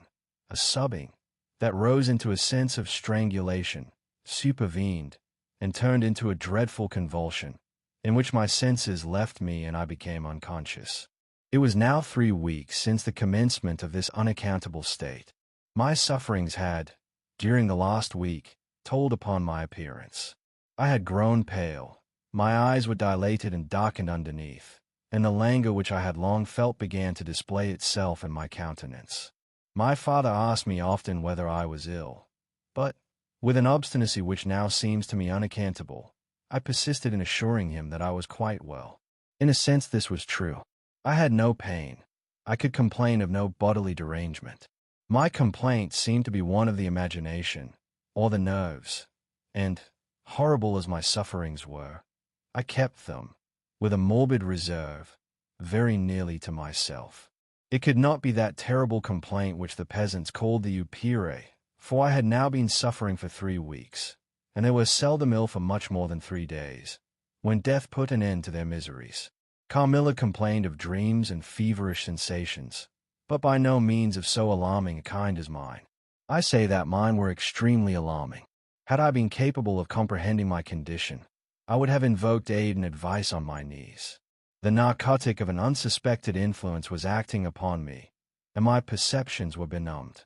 I'm going to tell you now of a dream that led immediately to an odd discovery. One night, instead of the voice I was accustomed to hear in the dark, I heard one, sweet and tender, and at the same time terrible, which said, "Your mother warns you to beware of the assassin." At the same time a light unexpectedly sprang up, and I saw Carmilla, standing, near the foot of my bed, in her white nightdress, bathed, from her chin to her feet, in one great stain of blood. I wakened with a shriek, possessed with the one idea that Carmilla was being murdered. I remember springing from my bed, and my next recollection is that of standing on the lobby, crying for help. Madame and Mademoiselle came scurrying out of their rooms in alarm. A lamp burned always on the lobby, and seeing me, they soon learned the cause of my terror. I insisted on our knocking at Carmilla's door. Our knocking was unanswered. It soon became a pounding and an uproar. We shrieked her name, but all was vain. We all grew frightened, for the door was locked. We hurried back, in panic, to my room. There we rang the bell long and furiously. If my father's room had been at that side of the house, we would have called him up at once to our aid. But, alas, he was quite out of hearing, and to reach him involved an excursion for which we none of us had courage. Servants, however, soon came running up the stairs. I had got on my dressing gown and slippers meanwhile, and my companions were already similarly furnished. Recognizing the voices of the servants on the lobby, we sallied out together, and having renewed, as fruitlessly, our summons at Carmilla's door, I ordered the men to force the lock. They did so, and we stood, holding our lights aloft, in the doorway, and so stayed into the room. We called her by name, but there was still no reply. We looked round the room, Everything was undisturbed. It was exactly in the state in which I had left it on bidding her good night. But Carmilla was gone. Chapter 8. Search. At sight of the room, perfectly undisturbed except for our violent entrance, we began to cool a little, and soon recovered our senses sufficiently to dismiss the man. It had struck Mademoiselle that possibly Carmilla had been wakened by the uproar at her door, and in her first panic had jumped from her bed, and hid herself in a press, or behind a curtain, from which she could not, of course, emerge until the majordomo and his myrmidons had withdrawn. We now recommenced our search, and began to call her name again. It was all to no purpose. Our perplexity and agitation increased. We examined the windows, but they were secured. I implored of Carmilla, if she had concealed herself, to play this cruel trick no longer, to come out and to end our anxieties. It was all useless. I was by this time convinced that she was not in the room, nor in the dressing room, the door of which was still locked on this side. She could not have passed it. I was utterly puzzled. Had Carmilla discovered one of those secret passages which the old housekeeper said were known to exist in the Schloss, although the tradition of their exact situation had been lost? A little time would, no doubt, explain all, utterly perplexed as, for the present, we were. It was past 4 o'clock, and I preferred passing the remaining hours of darkness in Madame's room. Daylight brought no solution of the difficulty. The whole household, with my father at its head, was in a state of agitation next morning. Every part of the chateau was searched. The grounds were explored. No trace of the missing lady could be discovered. The stream was about to be dragged. My father was in distraction. What a tale to have to tell the poor girl's mother on her return. I, too, was almost beside myself, though my grief was quite of a different kind. The morning was passed in alarm and excitement. It was now 1 o'clock, and still no tidings. I ran up to Carmilla's room, and found her standing at her dressing table. I was astounded. I could not believe my eyes. She beckoned me to her with her pretty finger, in silence. Her face expressed extreme fear. I ran to her in an ecstasy of joy. I kissed and embraced her again and again. I ran to the bell and rang it vehemently, to bring others to the spot who might at once relieve my father's anxiety. Dear Carmilla, what has become of you all this time? We have been in agonies of anxiety about you, I exclaimed. Where have you been? How did you come back? Last night has been a night of wonders, she said. For mercy's sake, explain all you can. It was past 2 last night, she said, when I went to sleep as usual in my bed, with my doors locked, that of the dressing room, and that opening upon the gallery. My sleep was uninterrupted, and, so far as I know, dreamless. But I woke just now on the sofa in the dressing room there, and I found the door between the rooms open, and the other door fast.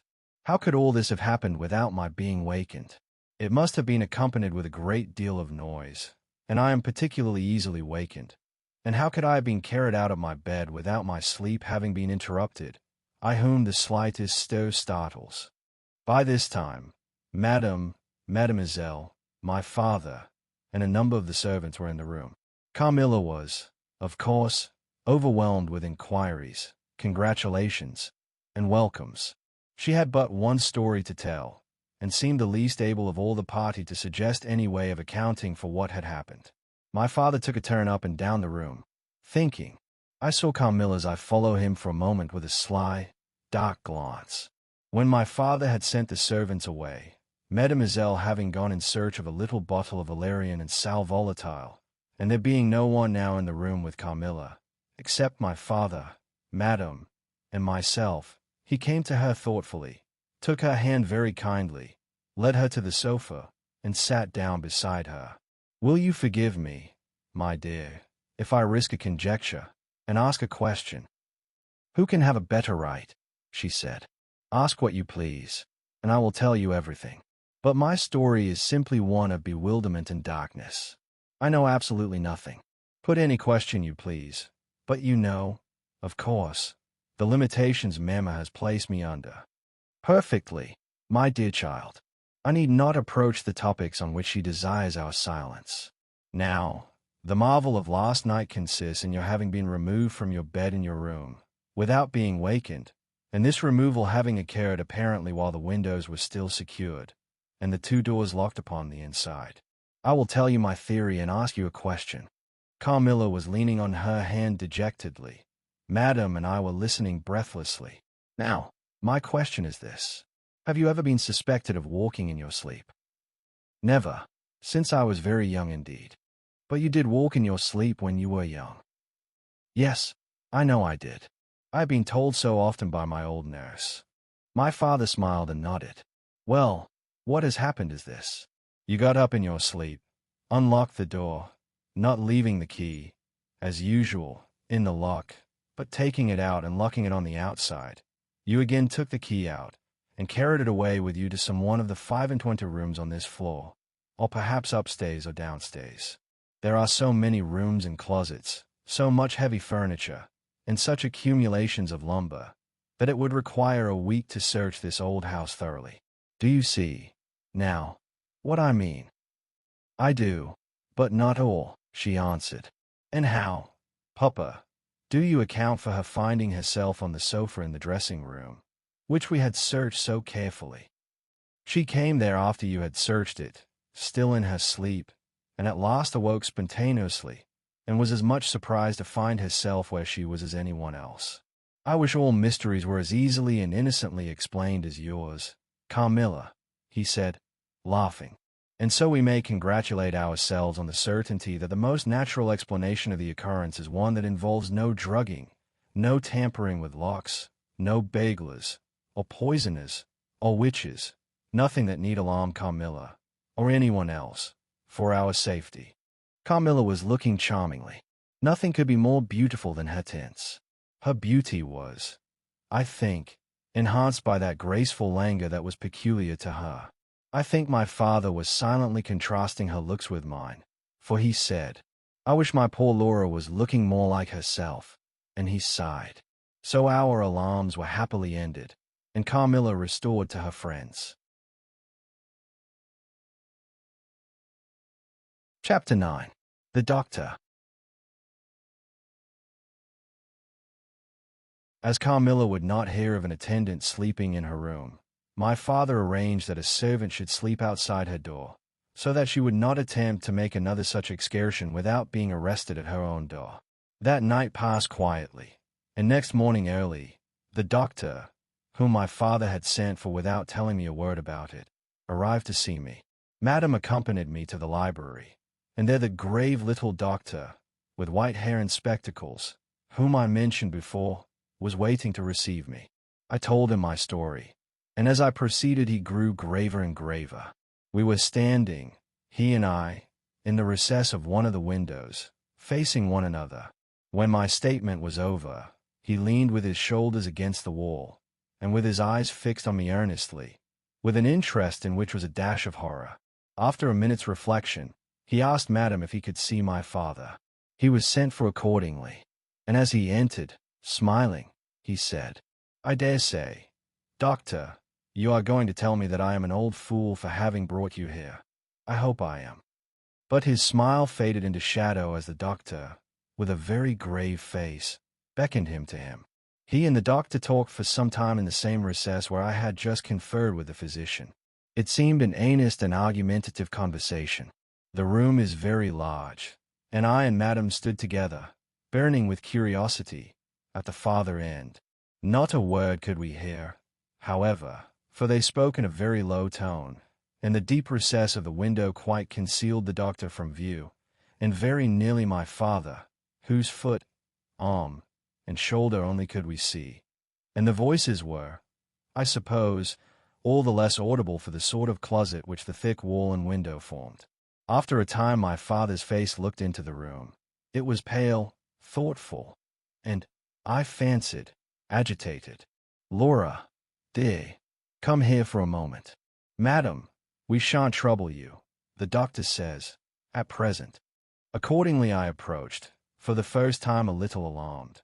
For, although I felt very weak, I did not feel ill, and strength, one always fancies, is a thing that may be picked up when we please.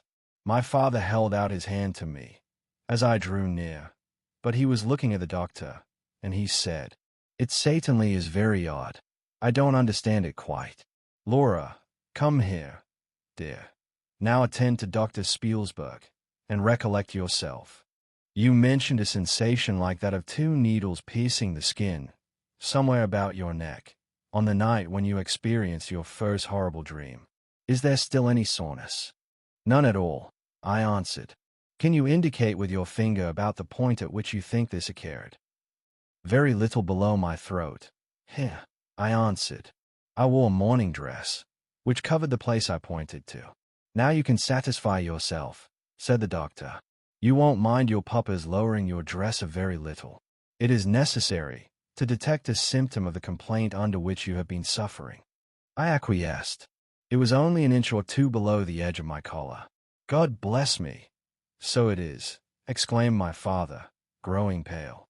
"You see it now with your own eyes," said the doctor, with a gloomy triumph. "What is it?" I exclaimed, beginning to be frightened. "Nothing, my dear young lady, but a small blue spot about the size of the tip of your little finger. And now," he continued, turning to Papa, "the question is what is best to be done. Is there any danger?" I urged, in great trepidation. "I trust not, my dear," answered the doctor. "I don't see why you should not recover. I don't see why you should not begin immediately to get better. That is the point at which the sense of strangulation begins." "Yes," I answered, "and recollect as well as you can. The same point was a kind of center of that thrill which you described just now, like the current of a cold stream running against you." "It may have been. I think it was.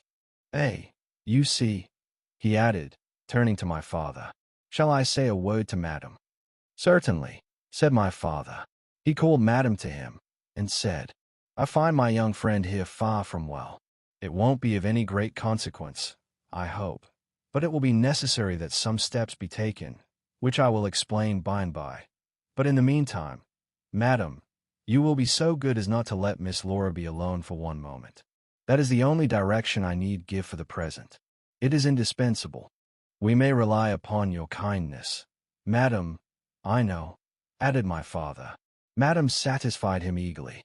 "And you, dear Laura, I know you will observe the doctor's direction. I shall have to ask your opinion upon another patient, whose symptoms slightly resemble those of my daughter, that have just been detailed to you, very much milder in degree, but I believe quite of the same sort. She is a young lady, our guest, but as you say you will be passing this way again this evening, you can't do better than take your supper here, and you can then see her. She does not come down till the afternoon." "I thank you," said the doctor. "I shall be with you, then, at about 7 this evening." And then they repeated their directions to me and to Madam, and with this parting charge my father left us, and walked out with the doctor, and I saw them pacing together up and down between the road and the moat, on the grassy platform in front of the castle, evidently absorbed in earnest conversation. The doctor did not return. I saw him mount his horse there, take his leave, and ride away eastward through the forest. Nearly at the same time I saw the man arrive from Dranfield with the letters, and dismount and hand the bag to my father. In the meantime, Madam and I were both busy, lost in conjecture as to the reasons of the singular and earnest direction which the doctor and my father had concurred in imposing.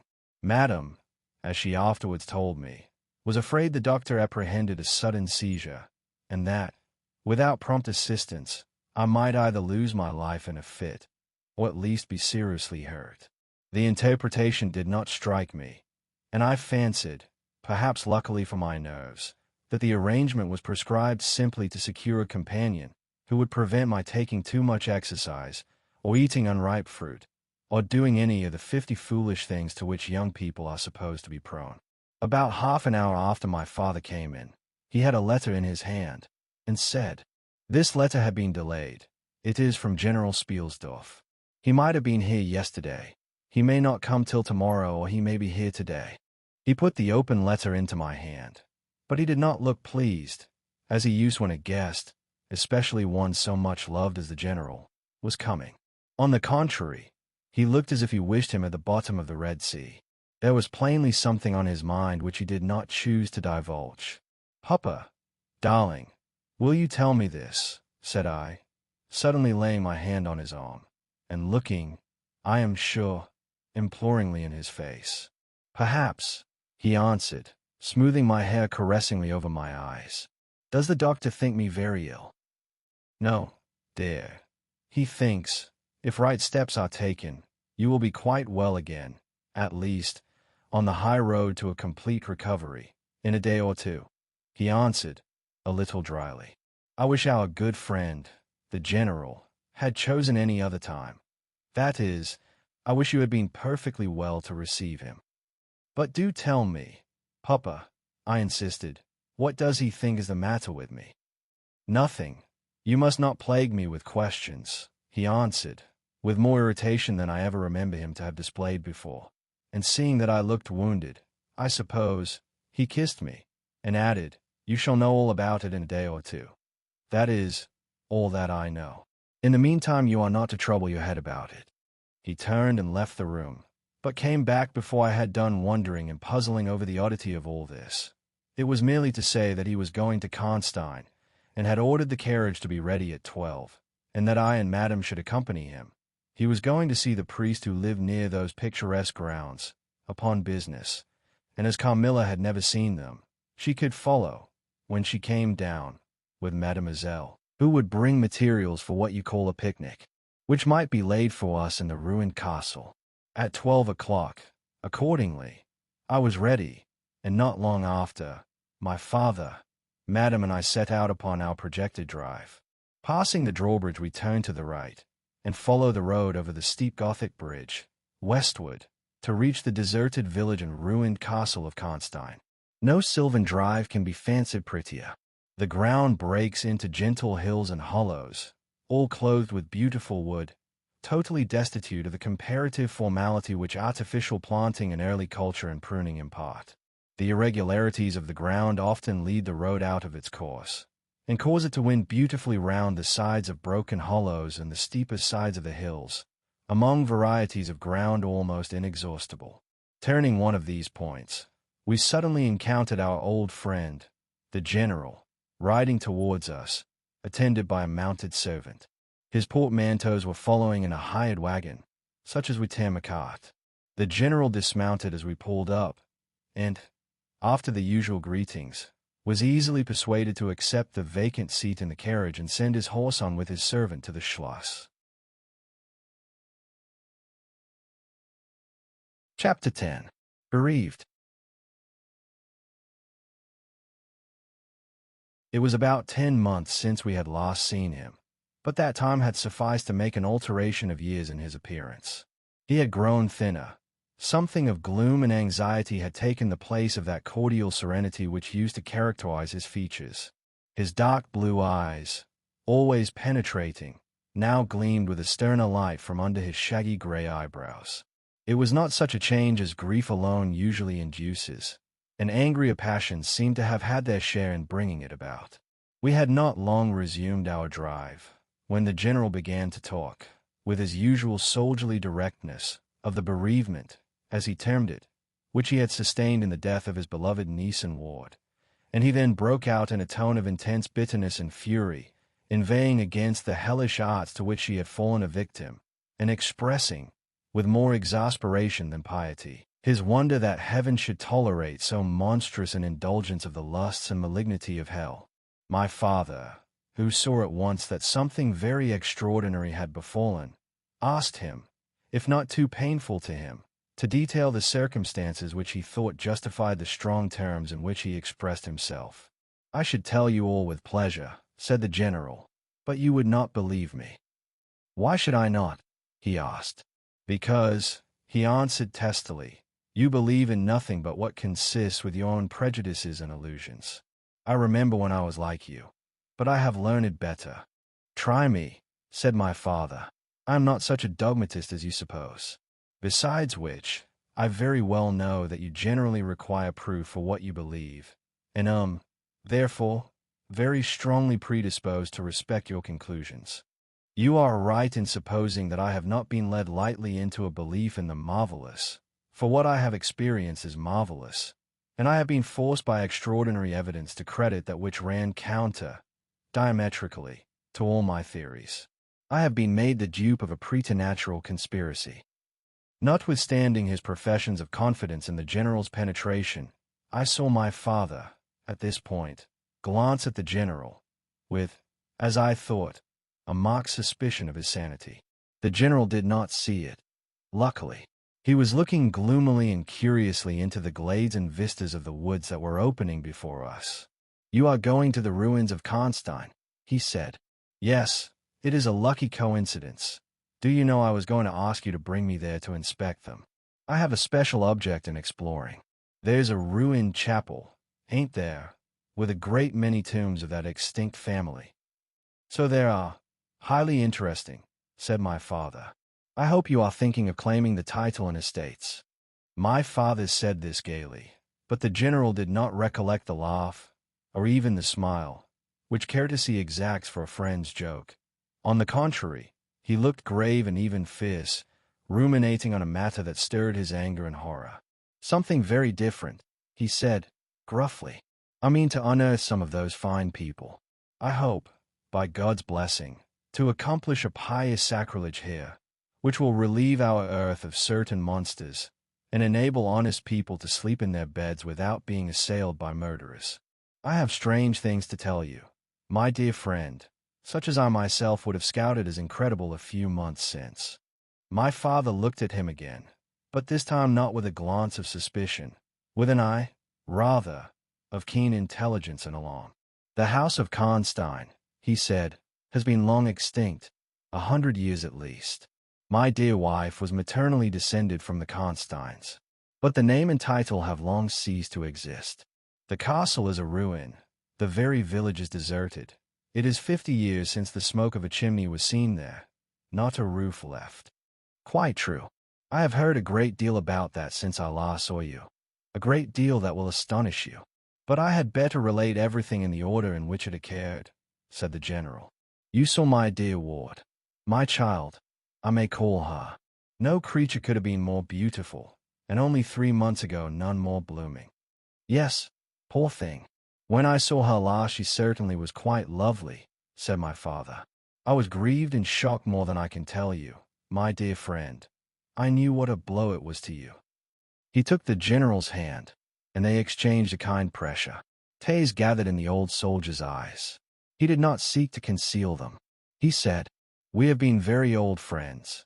I knew you would feel for me, childless as I am." She had become an object of very near interest to me, and repaid my care by an affection that cheered my home and made my life happy. That is all gone. The years that remain to me on earth may not be very long, but by God's mercy I hope to accomplish a service to mankind before I die, and to subserve the vengeance of heaven upon the fiends who have murdered my poor child in the spring of her hopes and beauty. "You said, just now, that you intended relating everything as it occurred," said my father. "Pray do. I assure you that it is not mere curiosity that prompts me." By this time we had reached the point at which the Drunstall road, by which the general had come, diverges from the road which we were traveling to Karnstein. "How far is it to the ruins?" inquired the general, looking anxiously forward. "About half a league," answered my father. "Pray let us hear the story you were so good as to promise." Chapter 11. The Story. "With all my heart," said the general, with an effort, and after a short pause in which to arrange his subject, he commenced one of the strangest narratives I ever heard. "My dear child was looking forward with great pleasure to the visit you had been so good as to arrange for her to your charming daughter. He made me a gallant but melancholy bow. In the meantime we had an invitation to my old friend the Count Karlsfeld, whose schloss is about 6 leagues to the other side of Karnstein. It was to attend the series of fêtes which, you remember, were given by him in honor of his illustrious visitor, the Grand Duke Charles. Yes, and very splendid, I believe, they were," said my father. "Princely. But then his hospitalities are quite regal. He has Aladdin's lamp. The night from which my sorrow dates was devoted to a magnificent masquerade. The grounds were thrown open, the trees hung with colored lamps. There was such a display of fireworks as Paris itself had never witnessed. And such music, you know, is my weakness. Such ravishing music. The finest instrumental band, perhaps, in the world, and the finest singers who could be collected from all the great operas in Europe. As you wandered through these fantastically illuminated grounds, the moonlighted chateau throwing a rosy light from its long rows of windows, you would suddenly hear these ravishing voices stealing from the silence of some grove, or rising from boats upon the lake. I felt myself, as I looked and listened, carried back into the romance and poetry of my early youth. When the fireworks were ended, and the ball beginning, we returned to the noble suite of rooms that were thrown open to the dancers. A masked ball, you know, is a beautiful sight, but so brilliant a spectacle of the kind I never saw before. It was a very aristocratic assembly. I was myself almost the only nobody present. My dear child was looking quite beautiful. She wore no mask. Her excitement and delight added an unspeakable charm to her features. Always lovely. I remarked a young lady, dressed magnificently, but wearing a mask, who appeared to me to be observing my ward with extraordinary interest. I had seen her, earlier in the evening, in the great hall, and again, for a few minutes, walking near us, on the terrace under the castle windows, similarly employed. A lady, also masked, richly and gravely dressed, and with a stately air, like a person of rank, accompanied her as a chaperone. Had the young lady not worn a mask, I could, of course, have been much more certain upon the question whether she was really watching my poor darling. I am now well assured that she was. We were now in one of the salons. My poor dear child had been dancing, and was resting a little in one of the chairs near the door. I was standing there. The two ladies I have mentioned had approached, and the younger took the chair next my ward, while her companion stood beside me, and for a little time addressed herself, in a low tone, to her charge. Availing herself of the privilege of a mask, she turned to me, and in the tone of an old friend, and calling me by my name, opened a conversation with me, which piqued my curiosity a good deal. She referred to many scenes where she had met me, at court, and at distinguished houses. She alluded to little incidents which I had long ceased to think of, but which, I found, had only lain in abeyance in my memory, for they instantly started into life at her touch. I became more and more curious to ascertain who she was, every moment. She parried my attempts to discover very adroitly and pleasantly. The knowledge she showed of many passages in my life seemed to me all but unaccountable, and she appeared to take a not unnatural pleasure in foiling my curiosity, and in seeing me flounder in my eager perplexity from one conjecture to another. In the meantime the young lady, whom her mother called by the odd name of Malacca, when she once or twice addressed her, had, with the same ease and grace, got into conversation with my ward. She introduced herself by saying that her mother was a very old acquaintance of mine. She spoke of the agreeable audacity which a mask rendered practicable. She talked like a friend. She admired her dress, and insinuated very prettily her admiration of her beauty. She amused her with laughing criticisms upon the people who crowded the ballroom, and laughed at my poor child's fun.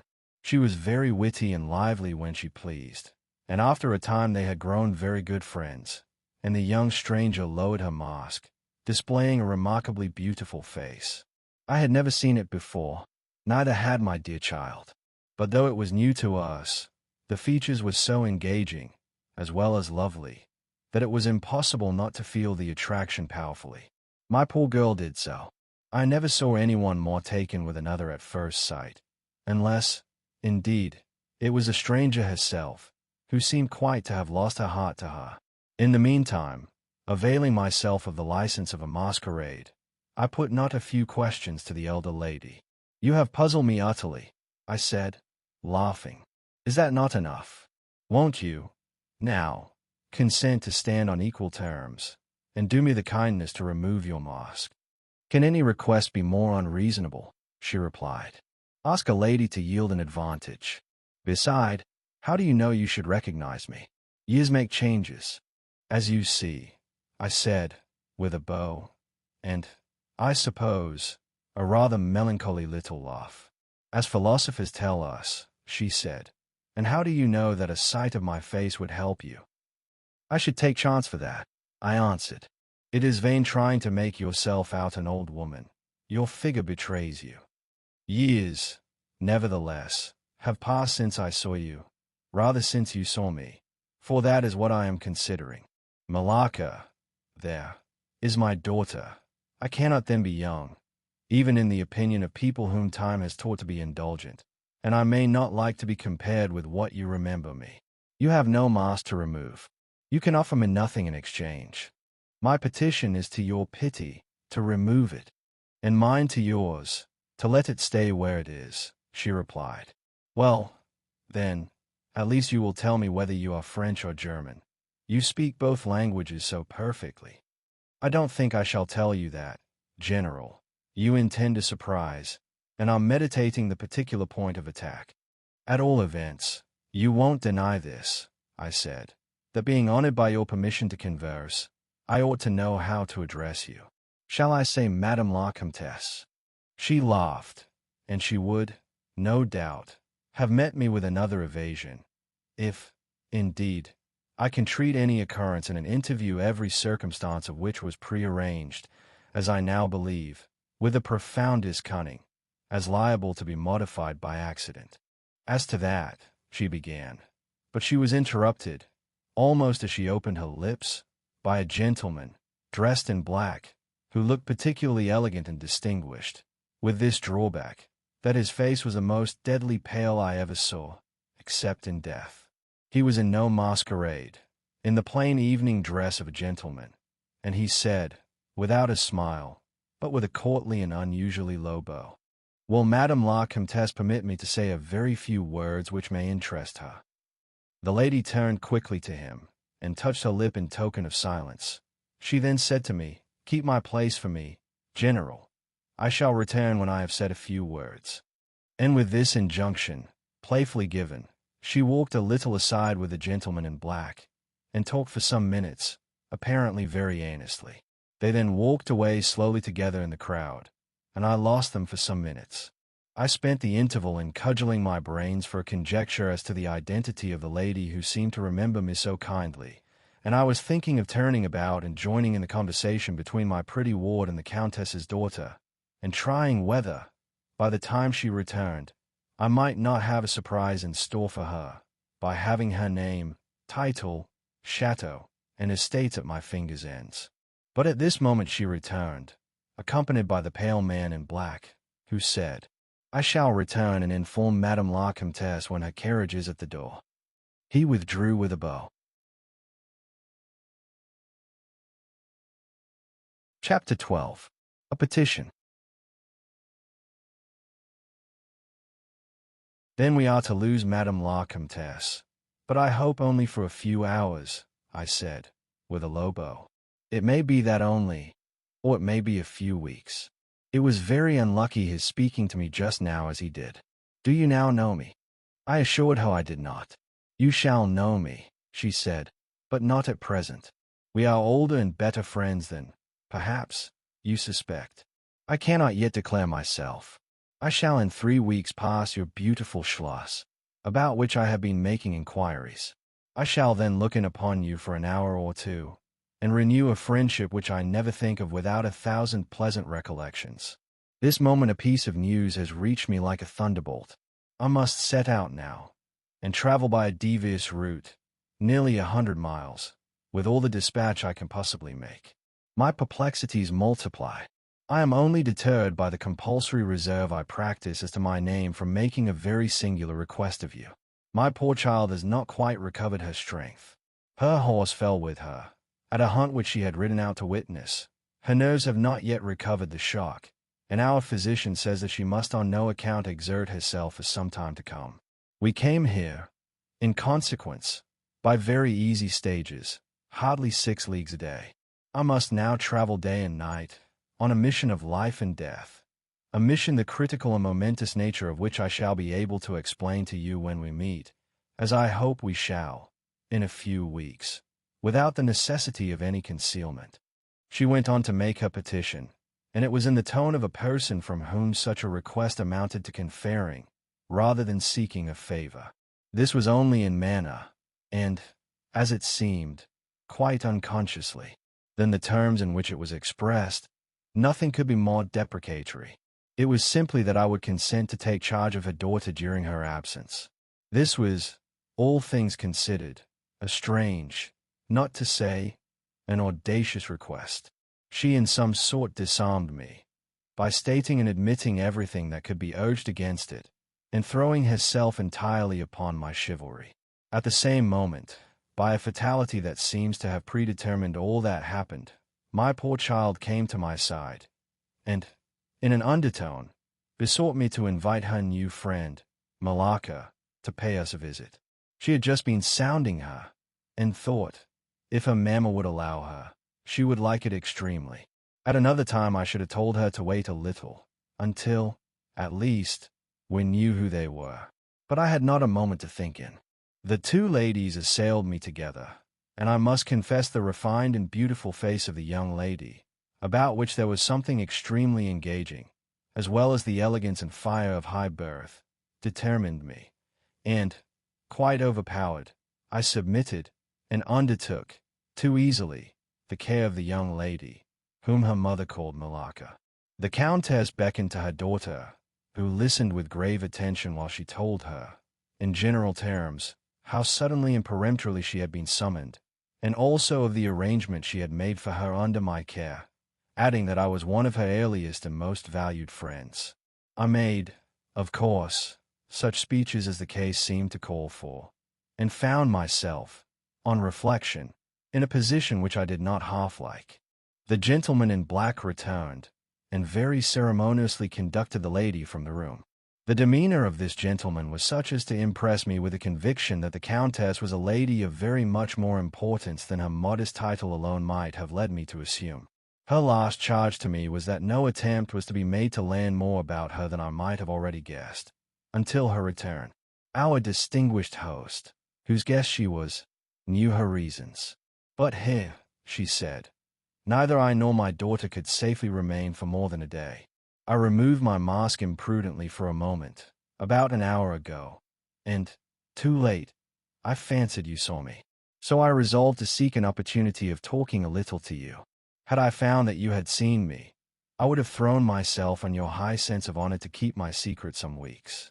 As it is, I am satisfied that you did not see me. But if you now suspect, or, on reflection, should suspect, who I am, I commit myself, in like manner, entirely to your honor.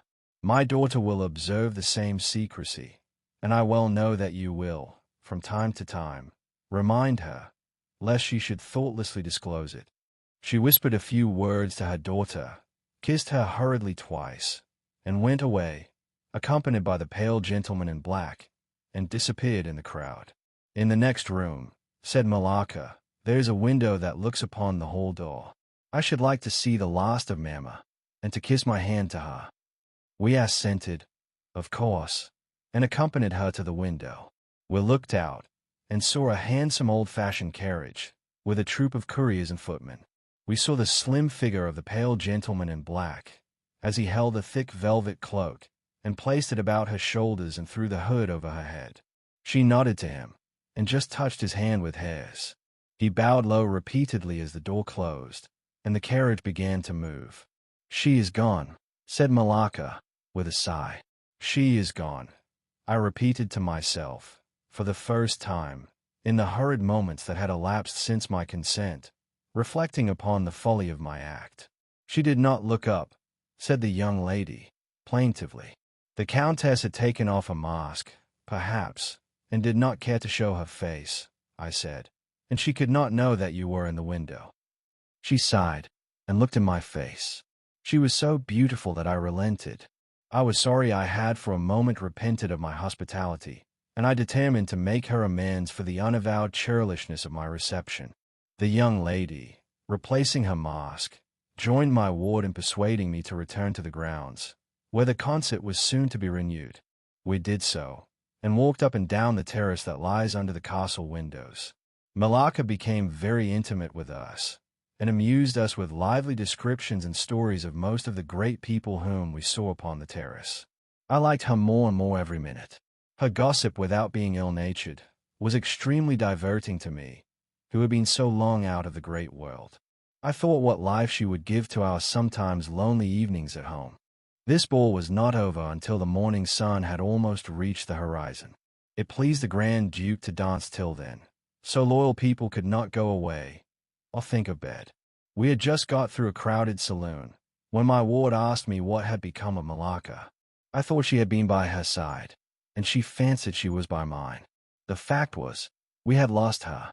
All my efforts to find her were vain. I feared that she had mistaken, in the confusion of a momentary separation from us, other people for her new friends, and had, possibly, pursued and lost them in the extensive grounds which were thrown open to us.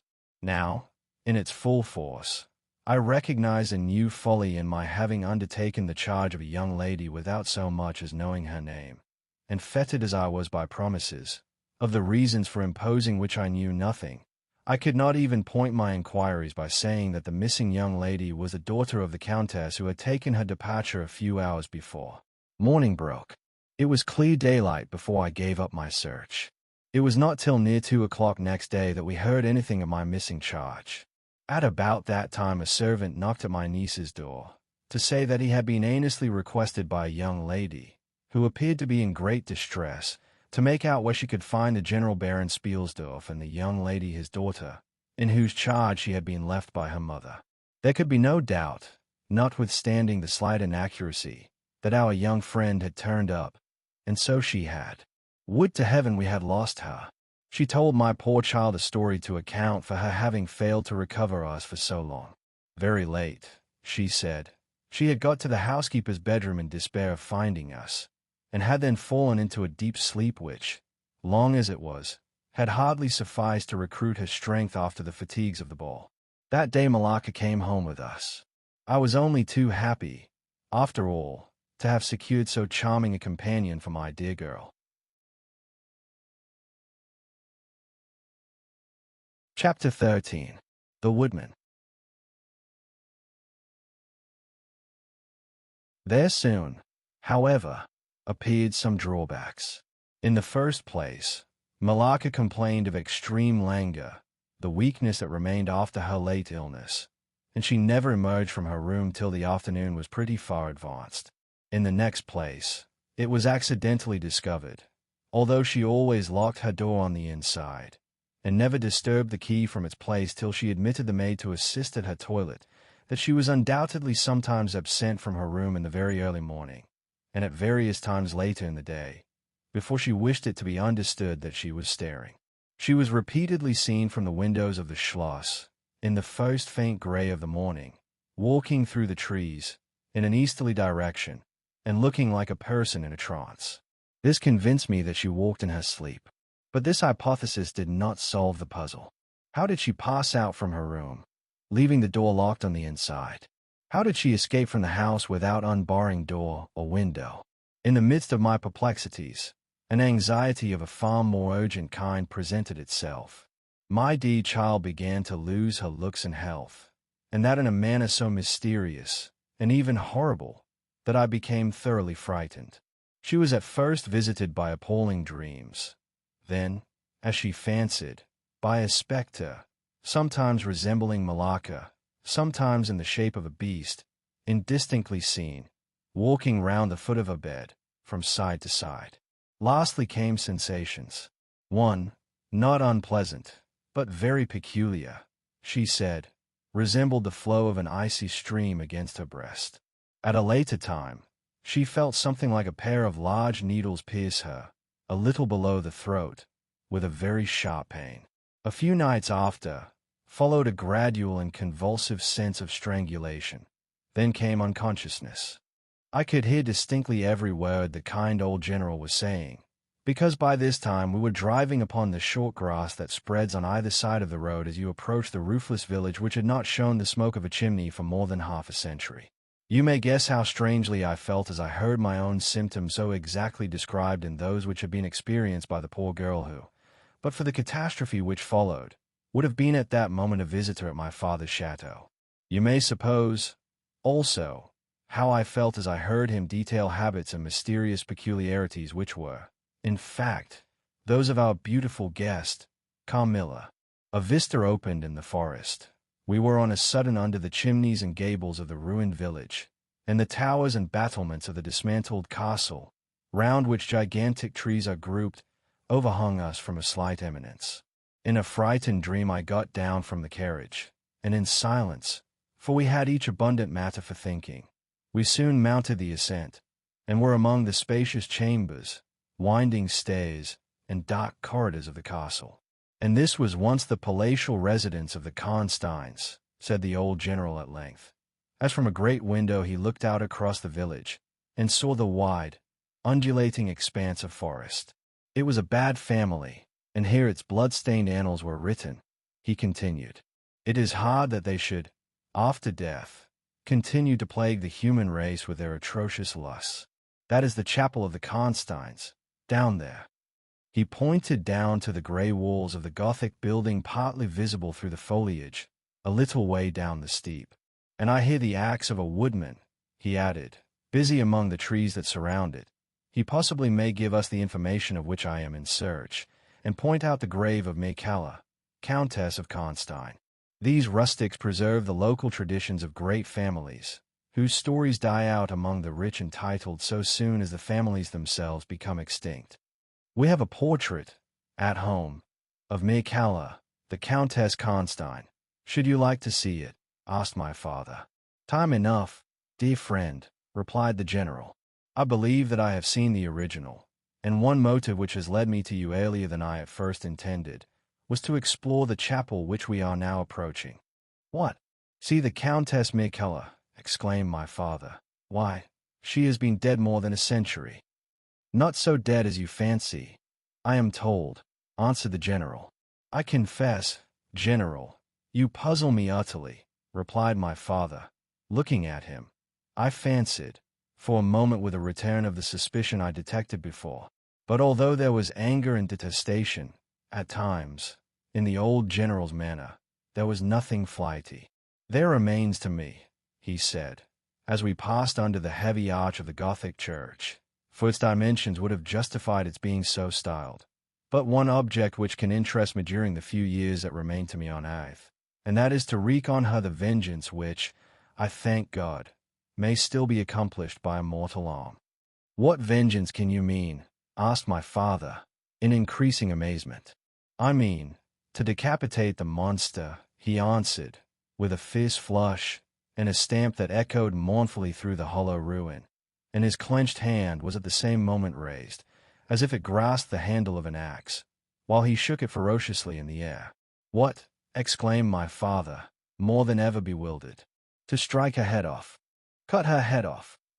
Aye, with a hatchet, with a spade, or with anything that can cleave through her murderer's throat. You shall hear, he answered, trembling with rage. And hurrying forward he said, That beam will answer for a seat. Your dear child is fatigued.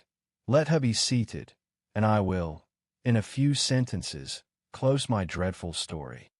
The squared block of wood, which lay on the grass-grown pavement of the chapel, formed a bench on which I was very glad to seat myself, and in the meantime the general called to the woodman, who had been removing some boughs which leaned upon the old walls, and, axe in hand, the hardy old fellow stood before us.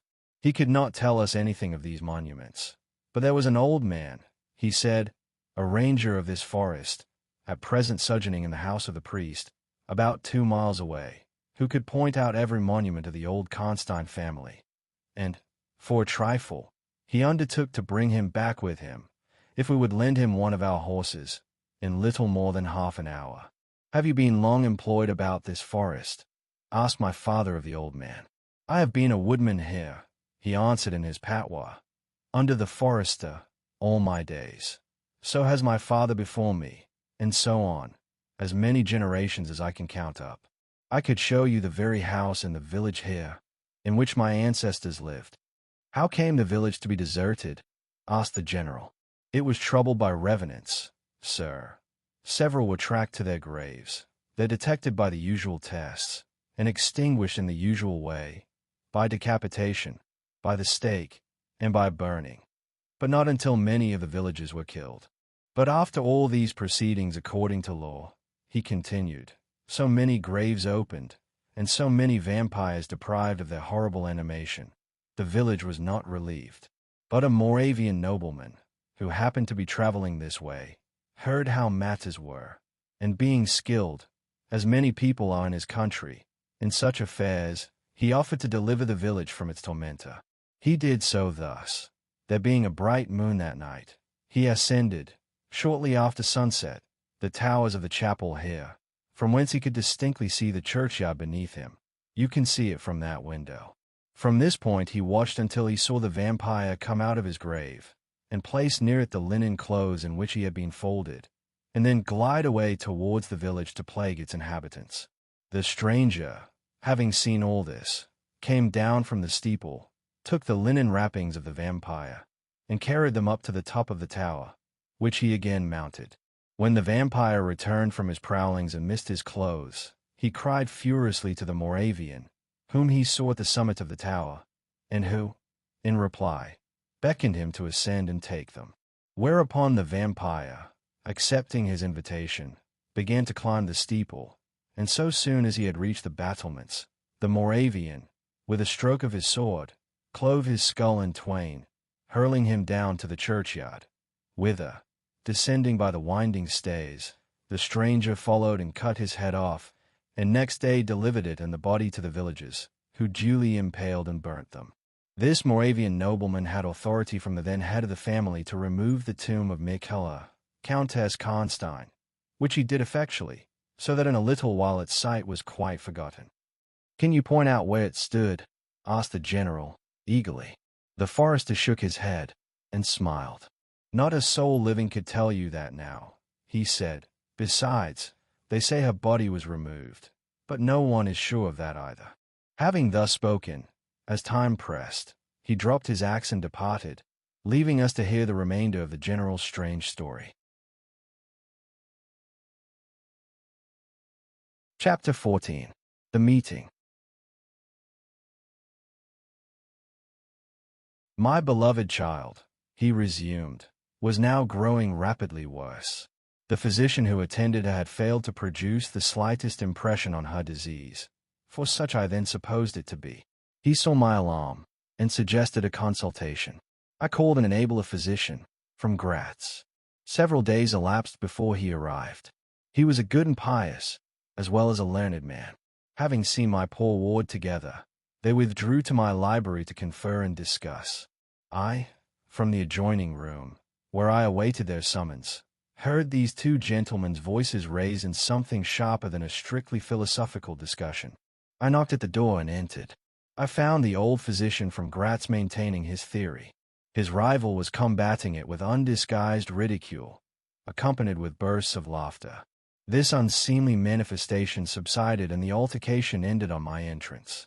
"Sir," said my first physician, "my learned brother seems to think that you want a conjurer, and not a doctor." "Pardon me," said the old physician from Graz, looking displeased. "I shall state my own view of the case in my own way another time.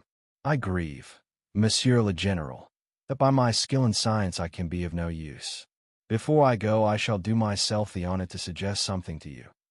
He seemed thoughtful, and sat down at a table and began to write. Profoundly disappointed, I made my bow, and as I turned to go, the other doctor pointed over his shoulder to his companion who was writing, and then, with a shrug, significantly touched his forehead. This consultation, then, left me precisely where I was. I walked out into the grounds, all but distracted. The doctor from Graz, in 10 or 15 minutes, overtook me. He apologized for having followed me, but said that he could not conscientiously take his leave without a few words more. He told me that he could not be mistaken. No natural disease exhibited the same symptoms, and that death was already very nigh. There remained, however, a day, or possibly two, of life. If the fatal seizure were at once arrested, with great care and skill his strength might possibly return. but all hung now upon the confines of the irrevocable. One more assault might extinguish the last spark of vitality which is, every moment, ready to die. And what is the nature of the seizure you speak of? I entreated. I have stated all fully in this note, which I place in your hands upon the distinct condition that you send for the nearest clergyman, and open my letter in his presence, and on no account read it till he is with you. You would despise it else, and it is a matter of life and death. Should the priest fail you, then, indeed, you may read it. He asked me, before taking his leave finally, whether I would wish to see a man curiously learned upon the very subject, which, after I had read his letter, would probably interest me above all others, and he urged me earnestly to invite him to visit him there, and so took his leave. The ecclesiastic was absent, and I read the letter by myself. At another time, or in another case, it might have excited my ridicule. But into what quackeries will not people rush for a last chance, where all accustomed means have failed, and the life of a beloved object is at stake? Nothing, you will say, could be more absurd than the learned man's letter. It was monstrous enough to have consigned him to a madhouse. He said that the patient was suffering from the visits of a vampire. The punctures which she described as having occurred near the throat were, he insisted, the insertion of those two long, thin, and sharp teeth which, it is well known, are peculiar to vampires. And there could be no doubt, he added, as to the well-defined presence of the small livid mark which all concurred in describing as that induced by the demon's lips, and every symptom described by the sufferer was in exact conformity with those recorded in every case of a similar visitation. Being myself wholly skeptical as to the existence of any such portent as the vampire, the supernatural theory of the good doctor furnished, in my opinion, but another instance of learning and intelligence oddly associated with some one hallucination. I was so miserable, however, that, rather than try nothing, I acted upon the instructions of the letter. I concealed myself in the dark dressing-room that opened upon the poor patient's room, in which a candle was burning, and watched there till she was fast asleep. I stood at the door, peeping through the small crevice, my sword laid on the table beside me, as my directions prescribed, until, a little after one, I saw a large black object, very ill-defined, crawl, as it seemed to me, over the foot of the bed, and swiftly spread itself up to the poor girl's throat, where it swelled, in a moment, into a great, palpitating mass. For a few moments I had stood petrified. I now sprang forward, with my sword in my hand. The black creature suddenly contracted towards the foot of the bed, glided over it, and, standing on the floor about a yard below the foot of the bed, with a glare of skulking ferocity and horror fixed on me, I saw Malacca. Speculating I know not what, I struck at her instantly with my sword, but I saw her standing near the door, unscathed. Horrified, I pursued, and struck again. She was gone, and my sword flew to shivers against the door. I can't describe to you all that passed on that horrible night. The whole house was up and stirring. The spectre Malacca was gone, but her victim was sinking fast, and before the morning dawned, she died. The old general was agitated. We did not speak to him. My father walked to some little distance, and began reading the inscriptions on the tombstones. And thus occupied, he strolled into the door of a side chapel to prosecute his researches. The general leaned against the wall, dried his eyes, and sighed heavily. I was relieved on hearing the voices of Carmilla and Madame, who were at that moment approaching. The voices died away. In this solitude, having just listened to so strange a story, connected, as it was, with the great entitled dead, whose monuments were mouldering among the dust and ivy round us, and every incident of which bore so awfully upon my own mysterious case, in this haunted spot, darkened by the towering foliage that rose on every side, dense and high above its noiseless walls, a horror began to steal over me, and my heart sank as I thought that my friends were, after all, not about to enter and disturb this triste and ominous scene. The old general's eyes were fixed on the ground, as he leaned with his hand upon the basement of a shattered monument. Under a narrow, arched doorway surmounted by one of those demoniacal grotesques in which the cynical and ghastly fancy of old Gothic carving delights, I saw very gladly the beautiful face and figure of Carmilla enter the shadowy chapel.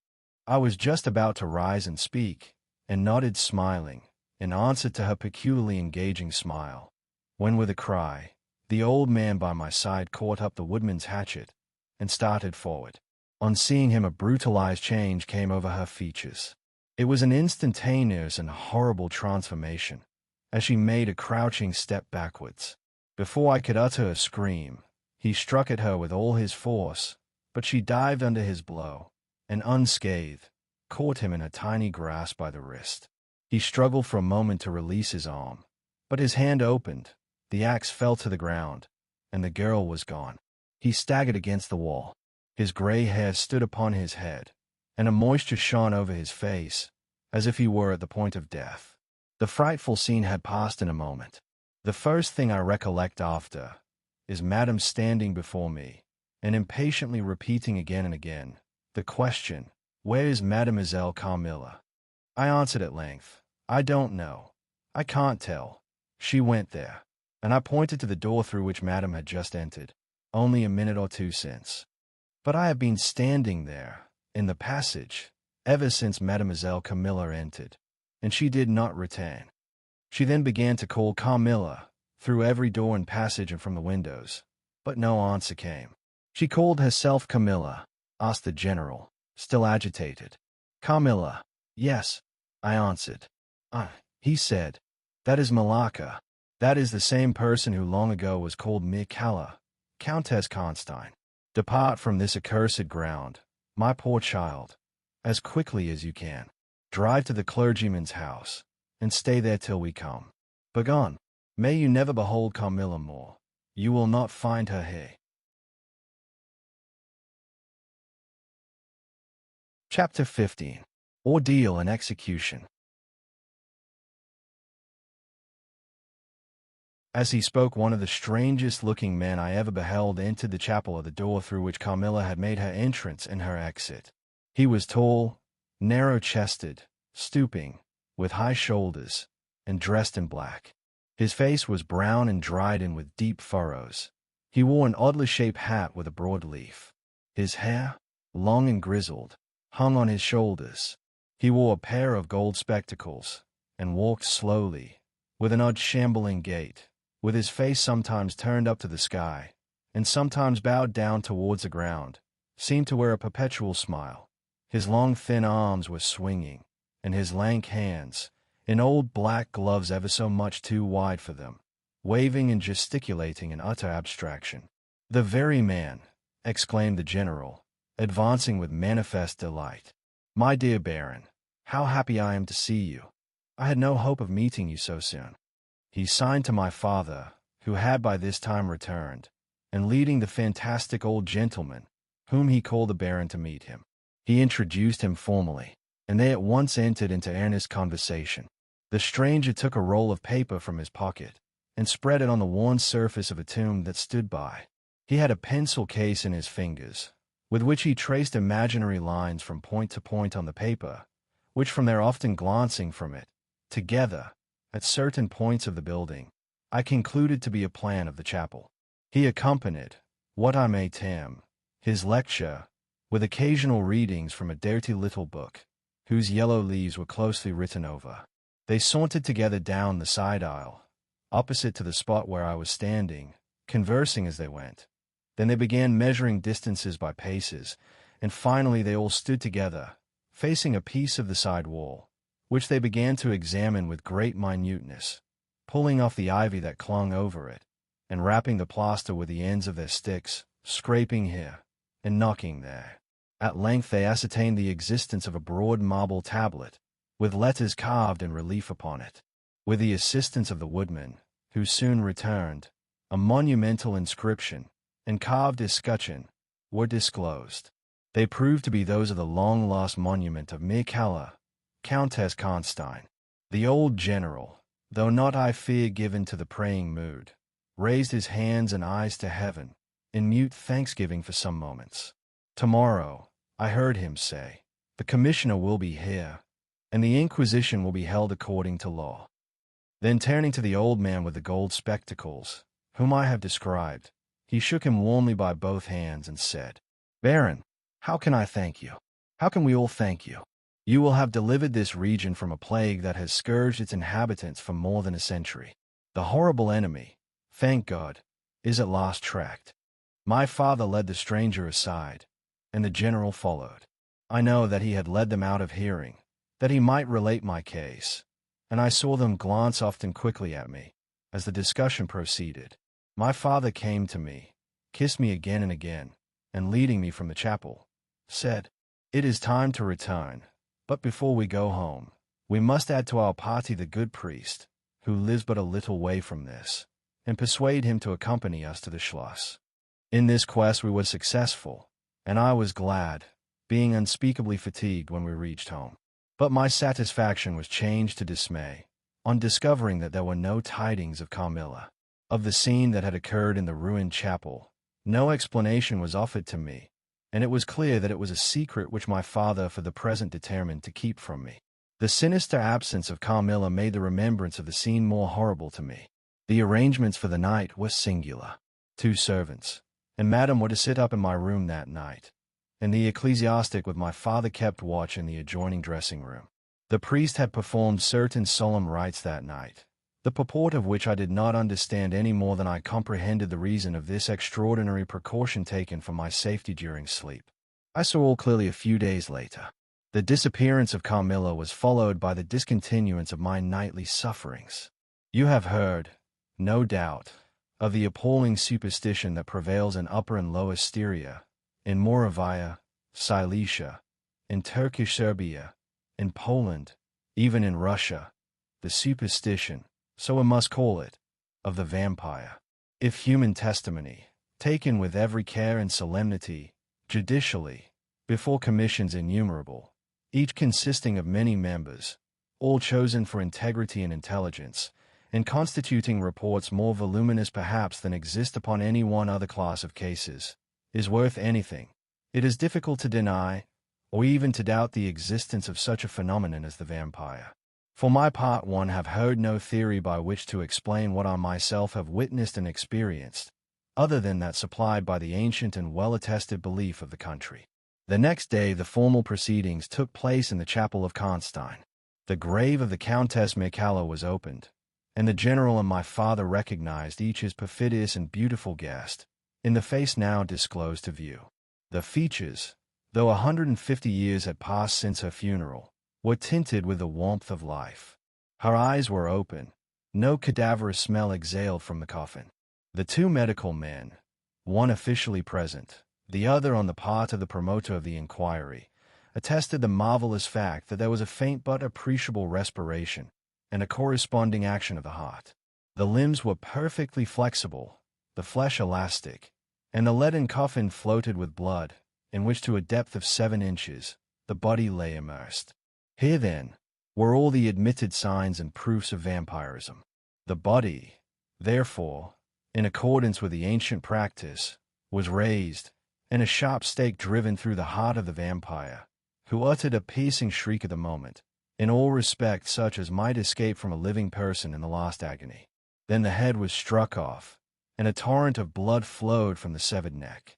The body and head was next placed on a pile of wood, and reduced to ashes, which were thrown upon the river and borne away, and that territory has never since been plagued by the visits of a vampire.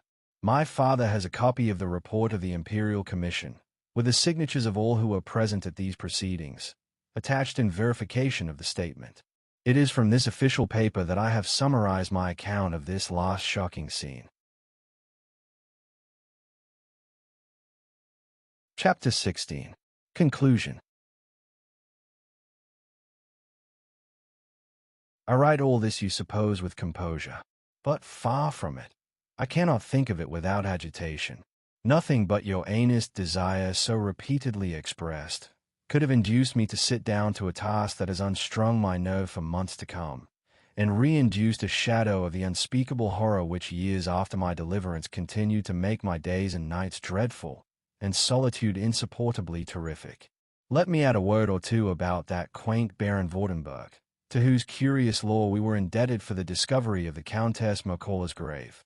He had taken up his abode in Graz, where, living upon a mere pittance, which was all that remained to him of the once princely estates of his family, in Upper Styria, he devoted himself to the minute and laborious investigation of the marvelously authenticated tradition of vampirism. He had at his fingers' ends all the great and little works upon the subject: Magia Posthuma, Fliegen de Mirabilibus, Augustinus de Cura pro Mortuis, Philosophici et Christiani Cogitations de Vampiris, by John Christopher Herenberg, and 1,000 others, among which I remember only a few of those which he lent to my father. He had a voluminous digest of all the judicial cases, from which he had extracted a system of principles that appear to govern, some always, and others occasionally only, the condition of the vampire. I may mention, in passing, that the deadly pallor attributed to that sort of revenants is a mere melodramatic fiction. They present, in the grave, and when they show themselves in human society, the appearance of healthy life. When disclosed to light in their coffins, they exhibit all the symptoms that are enumerated as those which prove the vampire life of the long-dead Countess Karnstein. How they escape from their graves and return to them for certain hours every day, without displacing the clay or leaving any trace of disturbance in the state of the coffin or the cerements, has always been admitted to be utterly inexplicable. The amphibious existence of the vampire is sustained by daily renewed slumber in the grave. Its horrible lust for living blood supplies the vigor of its waking existence. The vampire is prone to be fascinated with an engrossing vehemence, resembling the passion of love, by particular persons. In pursuit of these it will exercise inexhaustible patience and stratagem, for access to a particular object may be obstructed in 100 ways. It will never desist until it has satiated its passion and drained the very life of its coveted victim. But it will, in these cases, husband and protract its murderous enjoyment with the refinement of an epicure, and heighten it by the gradual approaches of an artful courtship. In these cases it seems to yearn for something like sympathy and consent. In ordinary ones it goes direct to its object, overpowers with violence, and strangles and exhausts often at a single feast. The vampire is, apparently, subject, in certain situations, to special conditions. In the particular instance of which I have given you a relation, Mircalla seemed to be limited to a name which, if not her real one, should at least reproduce, without the omission or addition of a single letter, those, as we say, enigrammatically, which compose it. Carmilla did this. So did Malacca. My father related to the Baron Vordenberg, who remained with us for 2 or 3 weeks after the expulsion of Carmilla, the story about the Moravian nobleman and the vampire at Karnstein churchyard, and then he asked the Baron how he had discovered the exact position of the long-concealed tomb of the Countess Mircalla. The Baron's grotesque features puckered up into a mysterious smile. He looked down, still smiling on his worn spectacle case, and fumbled with it. Then looking up, he said, "I have many journals, and other papers, written by that remarkable man.